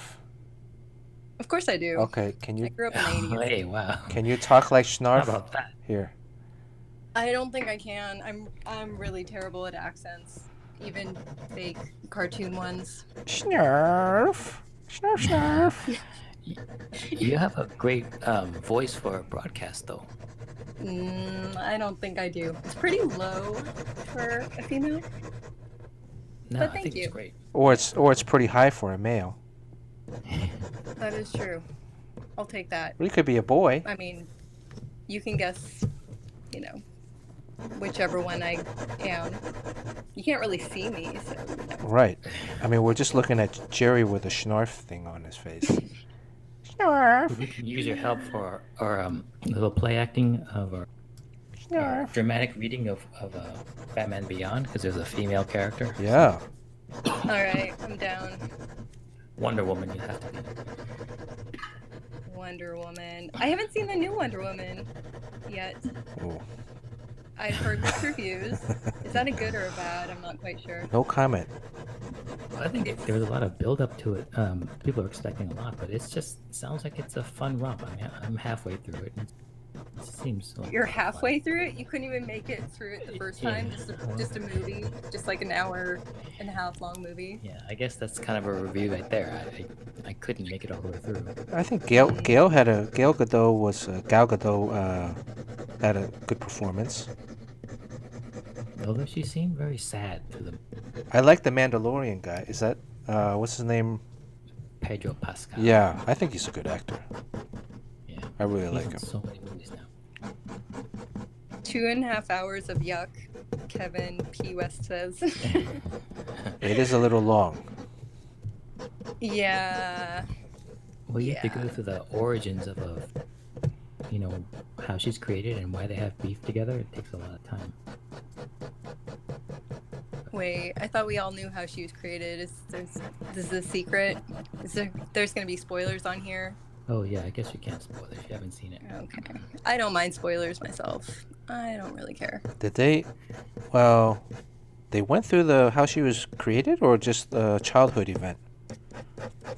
the basis of I the. don't think it was so far no childhood stuff. It was No, it wasn't the beginning. The whole childhood event, the tournament thing when she was a girl. oh no, that was her. Wonder Woman's. Yeah. Yeah, that was the best part of the movie. I thought that was the first movie.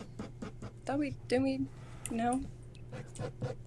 Yeah, this was her childhood. So it starts out with a childhood story of Wonder Woman. So the first movie was she was already adult, I think. Well, they have flashbacks, didn't they? Yeah, I think. With her and her mom Oh, that's right. Yes. In the first one or in the second? In this one? in the first one. Yeah. The first one, it was just her mom and the Amazonians, right? Yeah. But they're like, you're special, and I forget. Something else happens. Yeah. What about Cobra Kai? Did I see that? Yeah. No, I have not seen that. What? No. I don't want to see a bunch of white people doing karate. It's just not my thing. And I'm white, so, you know, I can say that. Is it not just a bunch of white people doing karate? Am I missing it? They're not all white. Oh, okay. Well, of course not. There's always going to be, like, some token person of color. All right. And they. Wow. Okay, that background really makes it pop. Yeah. Although I gotta be careful because if I start doing the same background over and over again, then it's just gonna be like boring after a while, right? Well, eventually you have to isolate it from the background because you're gonna come. Yeah. Hello? I think we lost Sean. No, I'm here. Yeah. Oh, okay. And there's, like, some weird background noises. Did Jerry get back on? No. Are we going to hear something we shouldn't What? on a hot date? What's the weird background noise? Jerry's on a date with my cousin. Is he really? He's going out with my cousin. Yeah. Oh, you know what? Hmm? I think it's my fault. The background noise is my fault. Oh, what's I'm your? hearing, like, delayed conversation. Oh, you gotta. Oh, okay, you Oh, gotta yeah. turn off your browser. I mean, you keep the browser on, but turn off the volume on your browser. You gotta mute it. Yeah. I'm on my phone, so I'm not quite sure. Oh. You should be able to, like, if you're on your phone with the browser watching the stream, just click the X for the audio on The that. speaker. Yeah. X out the speaker. Let's see.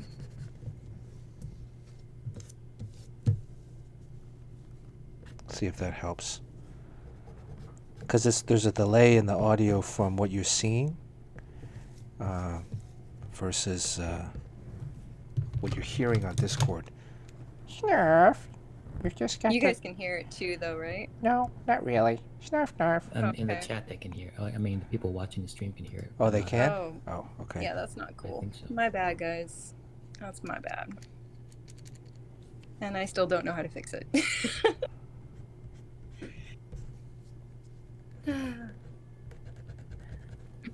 Okay, maybe I fixed it.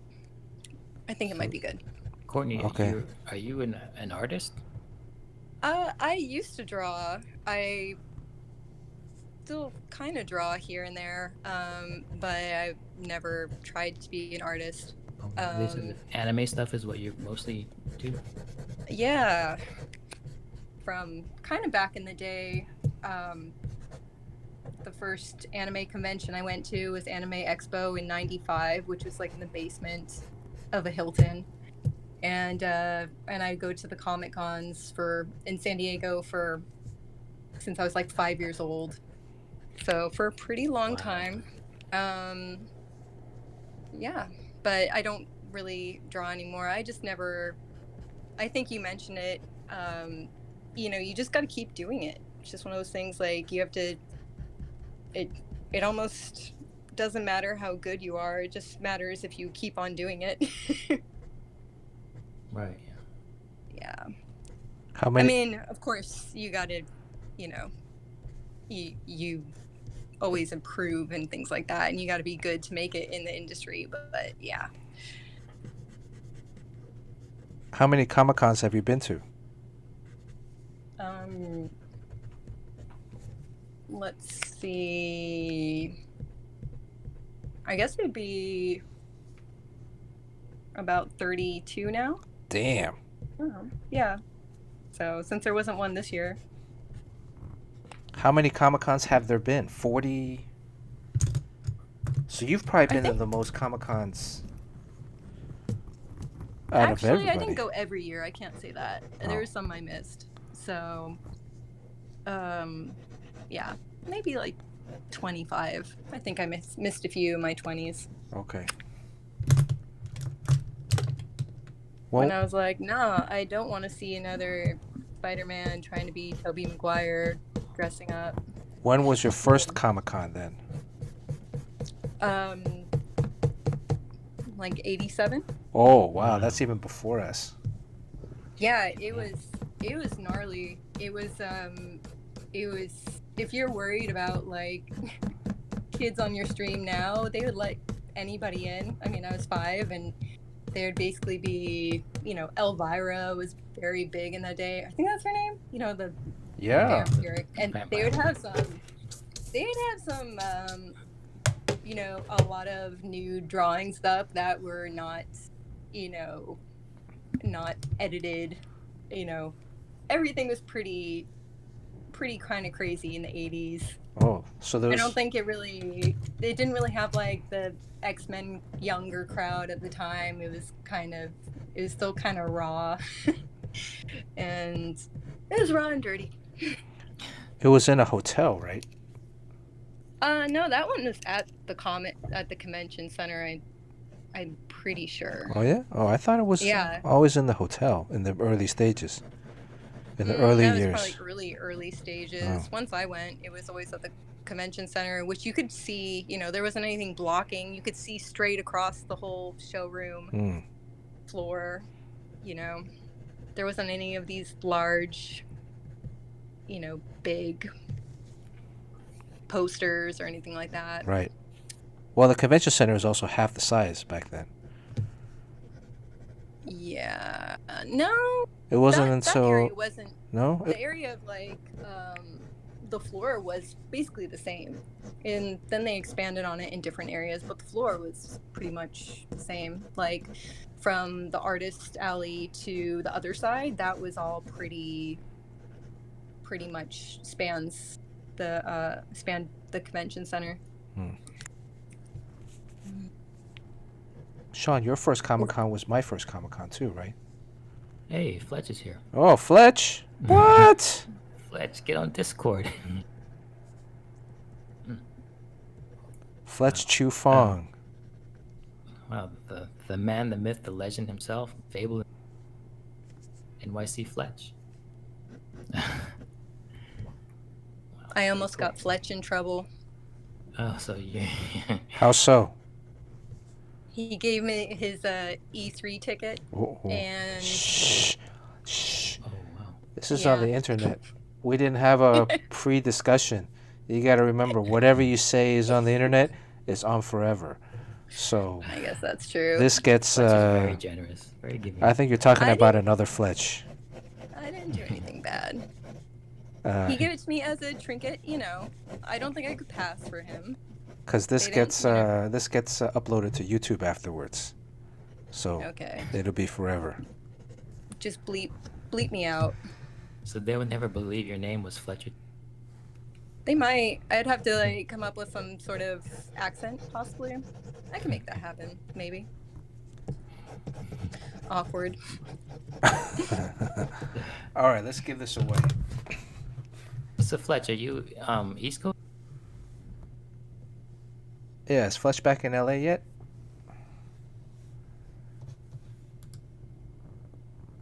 Oh, see, I can't. The audio cuts out in and out. Sean, you still there? Yeah. Oh, yeah. I'm here. All right. Okay. What should we give away first? You know, really should have Fletch on at some point to talk about. The guy's been through every era and every major company, and I've asked him to come on. He said in due time. In due time. Does he want to come on and replace me? No, no, no. It's flying back to LA tomorrow. Wow. So, been here for a while. Okay. Courtney, what would you like to give away first? Would you like to give this sketch away first, or Or Tanya Roberts on a painted horse. oh, let me see, where is it? Is that yours, Sean? That is mine, yes. This is my Tanya Roberts tribute, where she's painted. This one. Riding a horse painted look like a zebra. Yeah. All right, we'll go with. You remember Sheena, Queen of the Jungle, right? I mean, that's Sheena, Queen of the Jungle. We'll save the best for last. So. Okay, so that would be mine. Okay. That would be yours. All right. Okay, so let's do the wheel. Oh, actually, Sean, can you entertain the masses? I really gotta pee. Oh, God. Can't you do this while the wheel is spinning? I can't. I gotta pee. Time to dance, Sean. I gotta pee, and I gotta leave my headphones here because otherwise you'll hear me peeing. That'd be cool. So, I guess, Oh, Courtney, that's nice. should- Look at that. tell us how you met, you know, Jerry and well, Bernard. From, they I said met Hawaii, Jerry right? when I was living in Hawaii, and I crashed one of his friends' weddings with him. And you know how Jerry is. He's just kind of like, if you meet one of his friends, he wants to introduce you to all of his friends. So after that, he's just like, oh, you got to meet this person. You got to meet this person. So honestly, Jerry has introduced me to more people than probably anybody else I know. So that is how, one of the reasons I met Bernard. Yeah, it sounds like that concept of 6 degrees of separation, like everyone's separated 6 degrees. And really that's because everyone knows one person who's considered the hub, and Jerry's like the hub. Like if you know him, you're connected to everyone in the world, basically. Definitely. I agree. And a lot of Hollywood people too. So Yep. Yeah. Even when I was in Japan, and he's like, "Oh, my friends are over there right now. You got to meet up with them." And I was like, "Oh yeah, cool." So I met up with them. You know, it's any of Jerry's friends is usually a good time. They're usually good people. there's usually a lot of drinking involved. Oh yeah, yeah. I've never thrown up from alcohol before until I met Jerry, and I've learned my lesson, because there's no such thing as baby shots. Like it's just alcohol. That's all it is. Baby shot. So to all the younger people listening, don't let friends pressure you into drinking. You're going to regret it. It's not fun. So that was the one and only time I've ever thrown up from alcohol. Wow, yeah, Jerry will do that. Yeah. Has he ever made you throw up from alcohol? I mean, I don't drink, but the one time I did, it was pressure from Jerry. You don't drink at all? Yeah. I'm one of those Asians that just turns really bright red, and I get a headache. But it's not really. I don't feel bad, but I know I look terrible, and I just don't like looking like an idiot. So. That's why it's usually dark. Usually in a dark place. You don't really have to worry about that. It's just. Yeah, I mean just people they would keep on saying, "Are you okay? Are you okay? Are you okay?" And I just got tired of hearing that, so I just never really got into it, drinking. And that's good. I'm not much of a drinker myself. I only do it like socially, and not anymore with Jerry, possibly until he's in town next time. So, what were you doing in Hawaii? Is this a place where you lived? Yeah, I was living there at the time. I'm back in San Diego. But yeah. Wow, Hawaii and San Diego. Those are two great places to live, and a lot of times, like, it's very cost prohibitive to live in both those places. So yeah, good on you. I'd love to live in either of those places. I don't recommend Hawaii. It's very expensive and honestly kind of boring. So there's not anything new that really comes into town. And but yeah, so I usually spend part of my time here in San Diego, and then I spend except for COVID right now, I usually spend about half the year in Tokyo for work, so Oh wow. that's not bad. Jeez. All over the place. Yeah, so that's not bad. What did I miss? Oh, just how you guys met. I mean, you seem to both know immediately who she was. Just wondering how you guys came across each other. Well, Jerry met Courtney in Hawaii, right? Yep. And then I met Courtney at WonderCon or San Diego, one of those. I think San Diego. He's like, go to this booth. Right. And I was like, oh, what's up?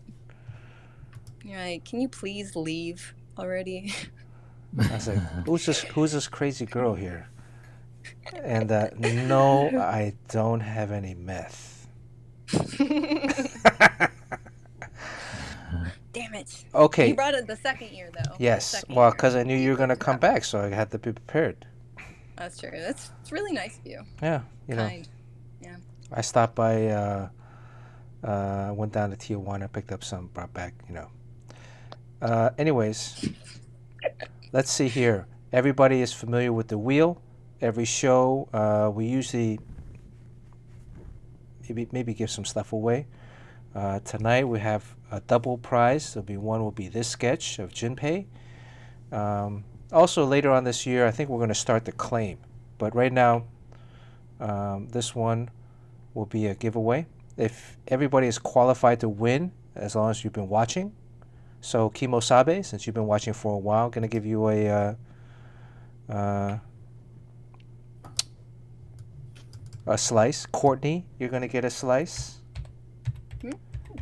So you have a chance to win. Let's see, Kimosabe. Oh, by the way, Sean, I was going to ask you, I've been intermittent fasting. And yeah. Over the weekend, I didn't eat for 38 hours. Wow. That's quite an accomplishment. Yeah, I mean, after 24 hours, it's not that bad. But I was wondering, is there any kind of like medical, actually, is RN Ingrid here? Is she still here? Ask a registered nurse. Is there any like health issues? I don't think so. A lot of people are doing it. I don't think there is. I've been doing it for years, and no, you're good. Well, because that's usually... Yeah, after like 24 hours, then your body goes into a whole other phase, fat burning phase. But I'm just wondering, like, because I'm so depleted at a certain point, and because would it make it easier to catch COVID? Yeah, you can screw up your immune system. Right. So maybe I shouldn't do too many, past 24 hours, 30 something hours. Because I was thinking about at some point I was gonna maybe I'll do like 48 because I'm almost there, like at 38, right? Maybe if I went 2 days, I just go to sleep, and boom, that'll be it. And not right? wake up. Yeah. But like I was thinking, if I go outside, then maybe I should start eating something because I don't want my immune system to go too far down. So does intermittent fasting, even though you get to a particular phase where you're burning off a lot of fat,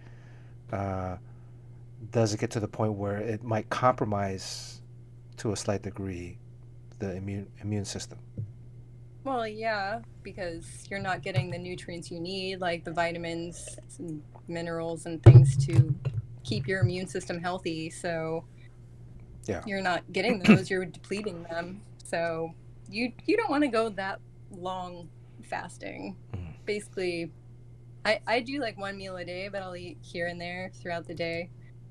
But you still need, your body needs those things because you can't get them from air or water. Yeah, I mean, basically just drinking water and coffee the whole time.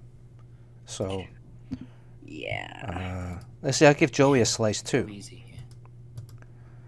Okay, so everybody gets an opportunity. If you're a subscriber, all the subscription money so far has gone to pay for shipping of these pieces out, as well as other gifts that we get randomly every now and then give out. Also, if you just show up consecutively each consecutive stream that you show up to, Bobby K, I'm going to give you a slice. Your slice grows. So you see on the wheel, Shoe Thief is at 20. I mean, Shoe Thief has a big slice right now, right? That one's at 20. And the small ones are like 1. Actually, a lot of people with 1 have 1. But each consecutive stream that you show up, your slice grows in size.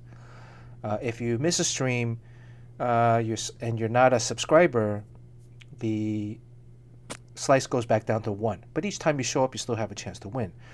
If you're a subscriber, the slice stays at the same size, even if you miss, and also incrementally grows. So, does that make any sense? Any questions? Yes. Yokai Artist. Okay, I'm going to add one for Yokai Artist. So if you want a slice to win either this one or the next sketch, which was the Tanya Roberts on a zebra, type something in the chat. Yokai Artist. I'm going to give Yokai... Bobby, I gave you a white slice. Yokai, I'm going to give you a... like a red slice. Courtney, I gave you a pink slice. Why is it gotta be pink? Okay, you don't want pink? What color? No, make it black. Black? Well, all right. Okay, all right. You have the first black slice. Because the barriers between the slices are black also. Well, I guess that might increase your chance of winning. Exactly. It's landed on More than a black. slice Yeah, now. it's landed on the in between many times. I'll take my chance. Let's see, who's this guy? Simple Man 8979. Simple Man 8979. How long have you been watching tonight's stream? We also wish that you would be watching maybe for like half an hour, since we've been on for 3.5. That makes it fair for the guys that have kind of been, guys and gals that have been here for a little bit longer. We've had in the past people just show up right at the end and actually have won, which then not as fair. So You can ask Simple Man. yeah, we'll ask you a trivia question. So Simple Man, and we're kind of on the honor system here too. So how long have you been watching tonight's stream, Simple Man? And Sean, do you have a trivia question for him? Oh, but I was wondering, like maybe if he knew the outcome to the Alex Ross swiping thing. Oh, okay, yeah. Well, he says he's been watching for 1.5 hours, so that's great. Oh. I think you'll take your word for it. Simple Man. Okay, Simple Man. I'll give Simple Man a pink slice. How about that? Sounds All right. good. He's a Simple Man. Yokai's got blood red. All right, anybody else wants a chance to win either one of these sketches? And when you do win a piece of artwork, your slice goes back down to 1. That just makes it a little bit more fair for everybody. But again, you still have an opportunity to win, and many people have won with just 1 slice. We will ask, I guess, if you are international, depending on the international location, we might ask to chip in a little bit. Vodendo is still on here. Vodendo, I still got you from last time. Okay, let me go back. Let me go down to the size of the slice. Yojimbo, he has 2 slices. Once you reach 20, the maximum size of each slice is 20. Once you've reached 20, you get an additional slice. And then if you happen to win, depending on that slice, goes back down to 1, but you keep the other one. So then you have 2 slices, double the chances, because getting to 20 was actually very difficult. But now it's actually pretty normal. Mr. Joshua, 10 to 11. Sean Chen is at 1. Beavis and Butthead, my 2 birds, they're asleep right now. They have a chance to win. If they win, this piece of drawing goes into the lining for the bird cage, and they'll poop on it. So they have a chance to win. Crispy Papa, 5 to 6. Way high, 5 to 6. He thinks he should get more. Crispy Papa thinks that he should get more for defending you against Alex Ross. Oh, okay. 6 to 8. How about that? Well, he was at 5. So Crispy Papa was the judge tonight. He was Judge Judy. Crispy Egg Roll 4-5. LeBron James, Steve 18-19. And then after I go through this, I'll add also, if you subscribe, you get an additional slice as well. I don't think Barry was here tonight. Golf Boy is here. Si Jing 7-8. Long Wu 6-7. A to the J 11-12. Matthew Crossart 4-5. Poop Kid. Did we see Fecal Lad today? Dung Dude? No. Excrement Lad? No. Courtney. He's been going to Jim Lee's stream, but he's not here. Let's see if Courtney has a good name for Poop Kid. Poop Kid? Yeah. Instead of We call him Poop Dung Kid. Dude or Doo-doo bro? Excrement Fellow. Doo-doo bro. Doo-doo bro. Doo-doo Doo-doo bro. Doo-doo bro? Okay. Sure. All right. You want to think about it some more? I mean, I'm trying to keep PG, Bile like bro. you guys tell Oh, me. like, what about Bio Bro? Like, you know, Bile bro. Bio Bro. Doo-doo dude. What about Diarrhea Dude? Diarrhea Dad? Yes. Okay, let me keep going. Dude. Get that wheel spinning. B-Dub. B-Dub, I think, is still at 1 because B-Dub is a recent winner. Wildstorm is at 20 plus 22, 23. Shoe Thief, 20 to 20. Shoe Thief is at 20.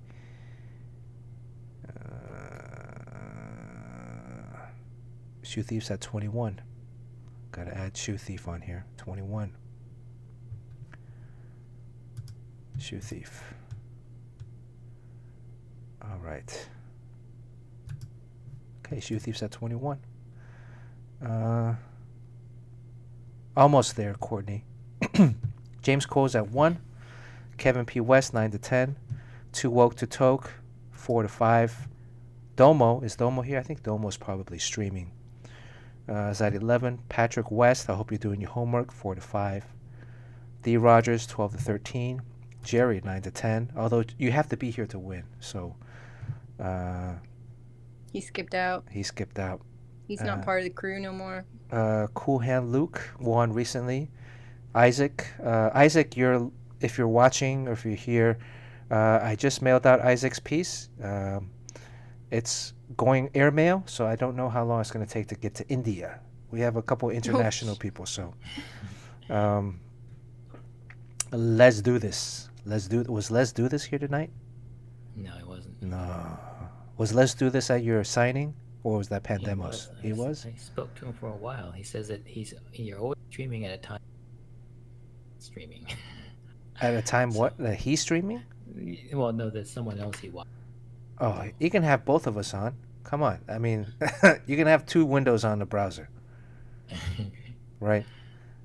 Who's the other person that he's watching? I don't know. Is it an ASMR girl? Probably, yeah. Wait, Come I can on. watch ASMR Girl. I'm out of here. Can well, Courtney, that's why we have you here. Can you please do some ASMR for us? Well, your voice is like ASMR.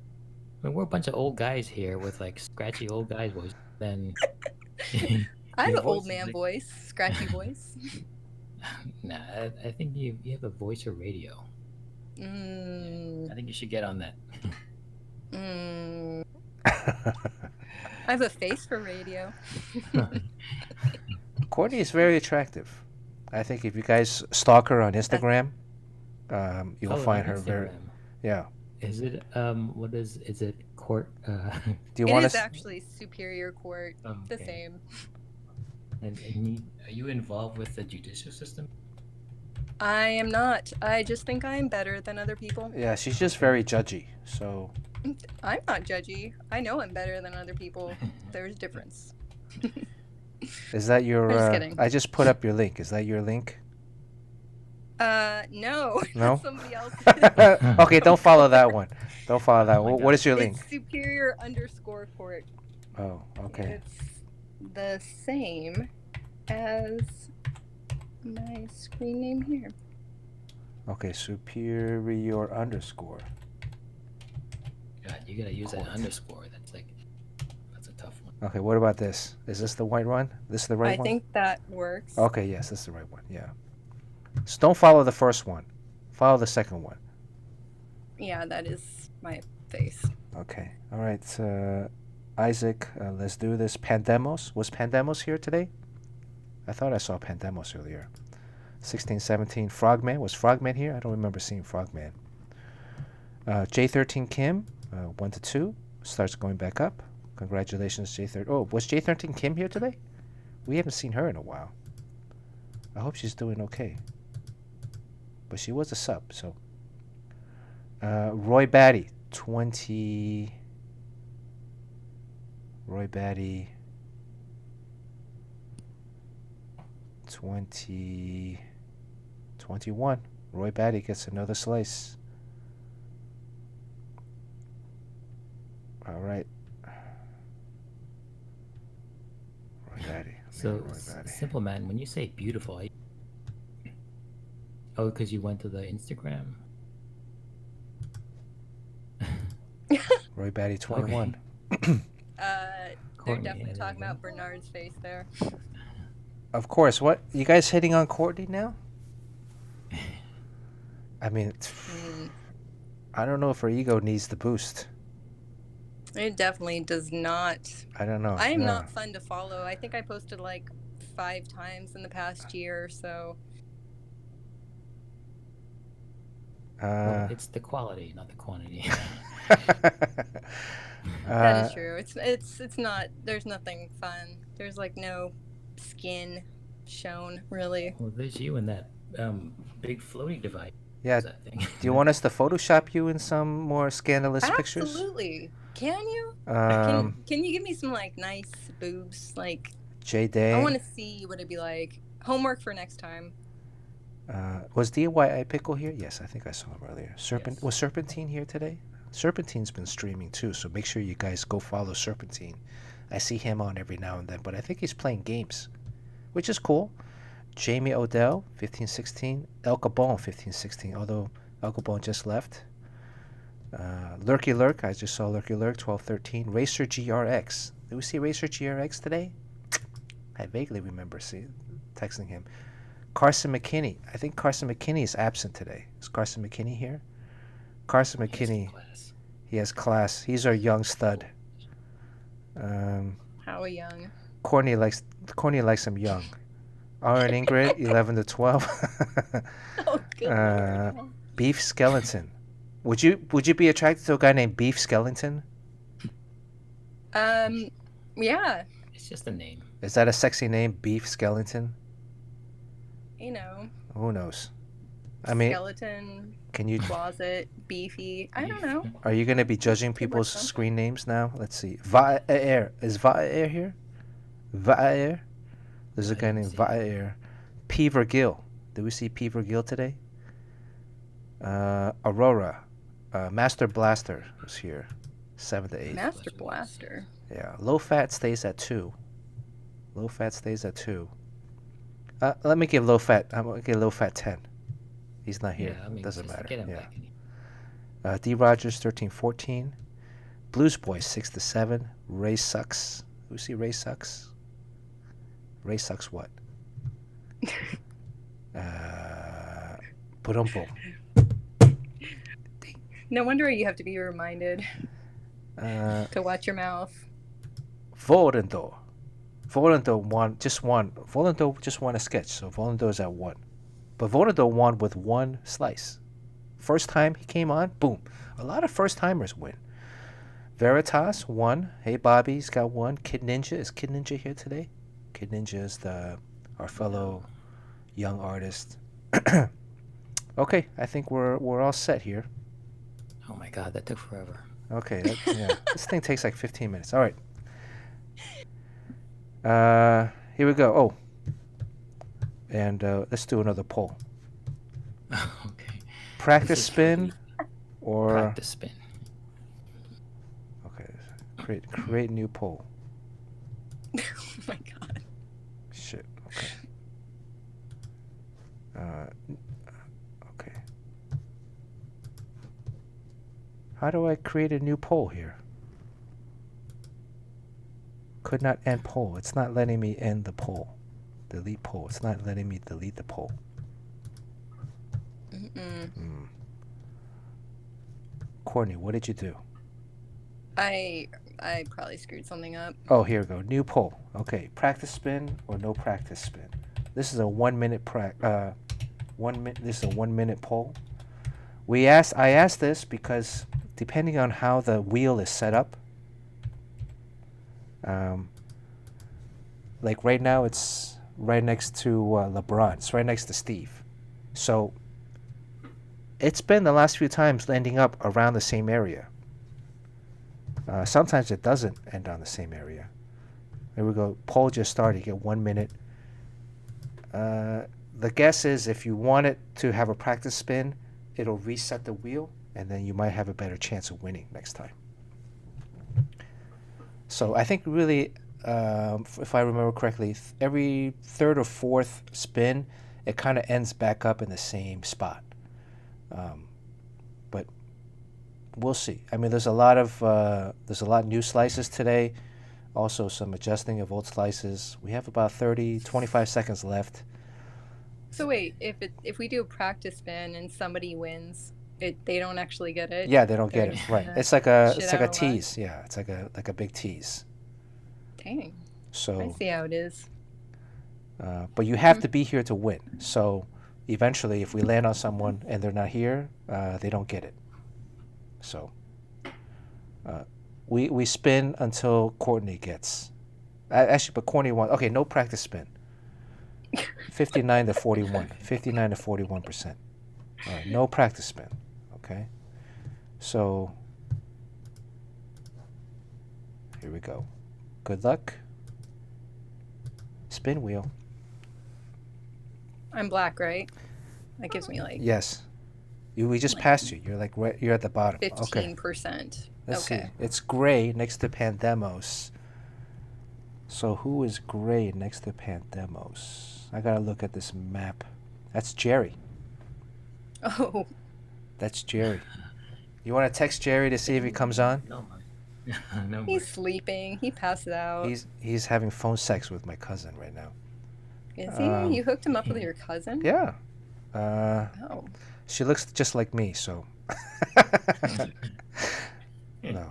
I don't know. She's very attractive. Yeah. Okay. Jerry's not here. No mercy. Everybody says no mercy. All right. Spin wheel again.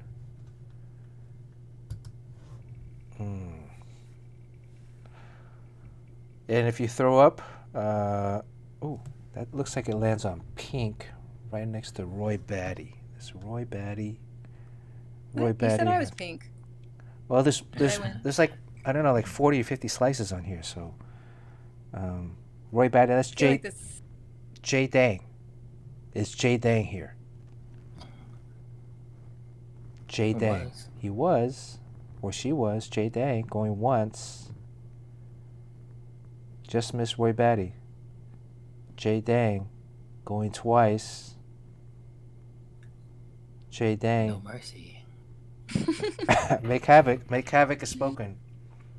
Make Havoc is the wheel judge. No mercy. All right, we got 3. Oh, nope. Okay, Jay Dang. All right, no mercy. Here we go. Spin wheel. Ooh, wow, that's a turbo spin. Holy shit! Can you guys hear that? Nope. Or I can't. Jim. I think that's No, Jim Cheung. Oh, come on. Is Jim here? Jim want the At JINPEI? least you'll save on postage. Yeah, I just drop it off. Jim lives like a block down the street from me. Maybe Jim, if he wants it, this is another way to get Jim on stream.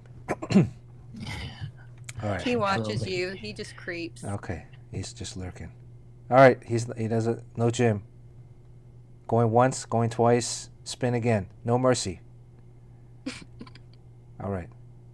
No mercy. Make Havoc has ruled. No. Oh, wait, Jim's here. That's crazy. I mean, the fact that Jim, as long as you've been drawing and all that great work you produce, he still wants this art. It's Okay, really- there you go. I don't understand it, but yeah. All right, It's Jim, yours. this is yours. Congratulations, Jim. Okay. And I suspect Jim also watches the stream to learn stuff, which is kind of crazy. It's like you don't need to be doing this. I think he has a Wonder Woman sketch that's very similar to. All right, Why next. doesn't he jump on? Next. Oh yeah, he has. Yeah, if you tease him enough, defend himself. Let's see. Okay. That's great. All right. Good for Jim. Congratulations. Although Jim, you missed out on my Tanya Roberts riding a zebra. Oh, Jim can drawing. still win.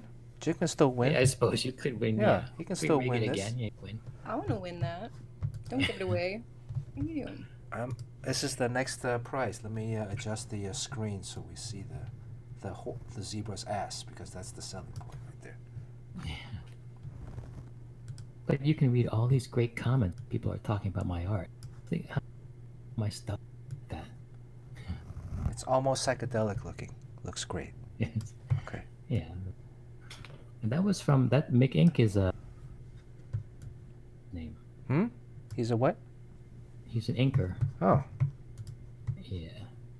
I forgot what his full name is. Mickey. Who was your model for that, Sean? Did Tanya Alex Roberts. Ross model for you too? Yes. Yes, I have that outfit. I gave it to Alex. Yeah. You got a nice pair. Be careful, Sean. In a week or two from now, Alex Ross is going to have a painting of Tanya Roberts on a zebra. Yeah. That's Swiper. Okay. All right. I've positioned this.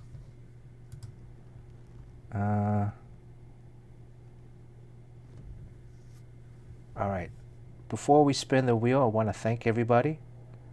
I want to thank everybody for showing up, chatting, commenting, contributing. Yeah, this is a long stream to get to this. Really appreciate everyone sticking around to the bitter end. And thank you, Sean. Thank you, my co-host, Sean, my brother. Happy New Year. Absolutely. Courtney, thank you. Thanks you for letting me coming on. crash. It's always good to. Absolutely. First time. You're Yeah, there's too much testosterone in this channel. So, I think everyone appreciates it. So I yeah. don't know, do they? I feel like they'd get more information if I wasn't here. Bernard will usually leaves up the name so that you can just Yeah, you can show up tell anytime. us crap. Yeah, you can just bust in and then tell us we're full of shit. You do not want to give me that kind of power. That's dangerous. But I approve. Maybe we need to take a You poll. can't do that. Yeah, we'll take a poll. Let's take a poll. Should we leave Courtney's name up? This is gonna be like 100%. What's this? It's gonna be so lopsided. Courtney or like 3 old dudes. Okay, I'm gonna leave this up. Should we leave Courtney's Discord audio? Leave One open. person like me. Lucky Lurker likes me. Yeah. Close it. Nice to meet you too. All right, we got 1 minute. 1 minute poll. Leave it open. What? I can't even vote? No, I you can't you can on vote. myself? You can vote. It's up Okay, right there now. it is. Yeah, it's up right there. I'm gonna vote yes. And if you have channel points, you can actually add multiple channel points to really boost it. So, Oh, I mean, people if- don't like me. I'm so If you sad. do lose this, then the people rule here, so we're just gonna have to say Uh-oh. Arrivederci. Uh-oh, it's right now we're about 40 seconds in. 40 seconds yeah. left. 51 to 49. It's very close. What? I swear I won't come on all the 60 time. to 40 now. 60 to 40, leave it open. 65, 35. Maybe Tony, like do you cosplay at all in all the time you've been in San Diego, or is that not something you do?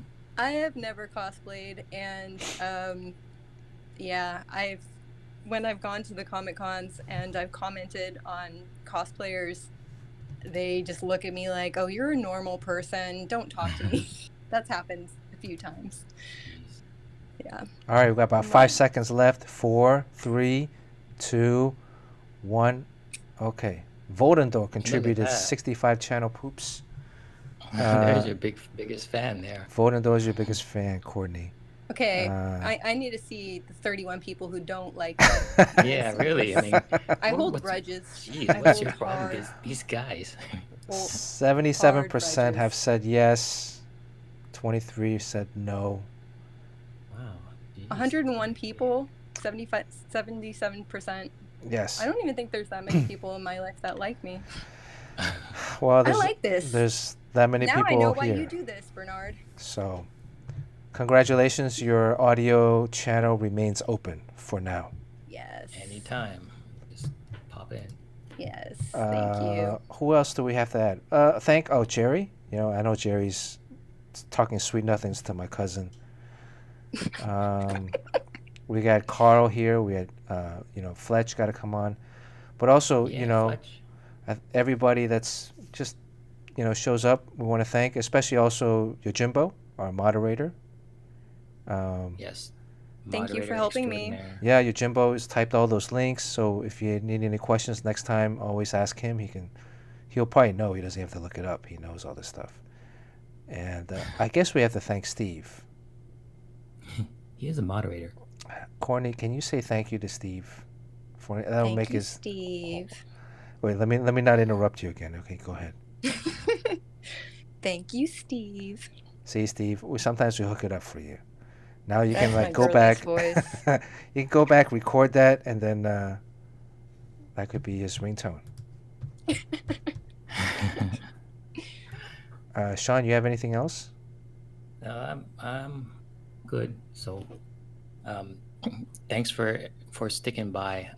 This was a long one, so we got the most number of people at the very end. So, yeah, I'm always very impressed by that you would actually listen to us talk about stuff. But it's always very much appreciated. So, until next time. Until next time. And Too Woke to Talk, thanks for all the clips. I watch them all the time. Too Woke really has a good thing with the clips going. So, okay. Spin wheel. This is for Sean's Tanya Good Roberts. luck, people. R.I.P. Tanya Roberts. No money, mo money, mo money. Oh, Shoe Thief. Is Shoe Thief here? I think he is, right? Is Shoe Thief? Shoe Thief, are you here? Shoe Thief going once. Shoe Thief going twice. Oh. We might not have Shoe Thief. No mercy. Oh, Kevin P. West. Steve? Who's the first with the no mercy? Steve says no mercy. Okay, once Steve says no mercy, we gotta go no mercy. All right. Okay. Ready? Sweet. Go ahead. Spin wheel.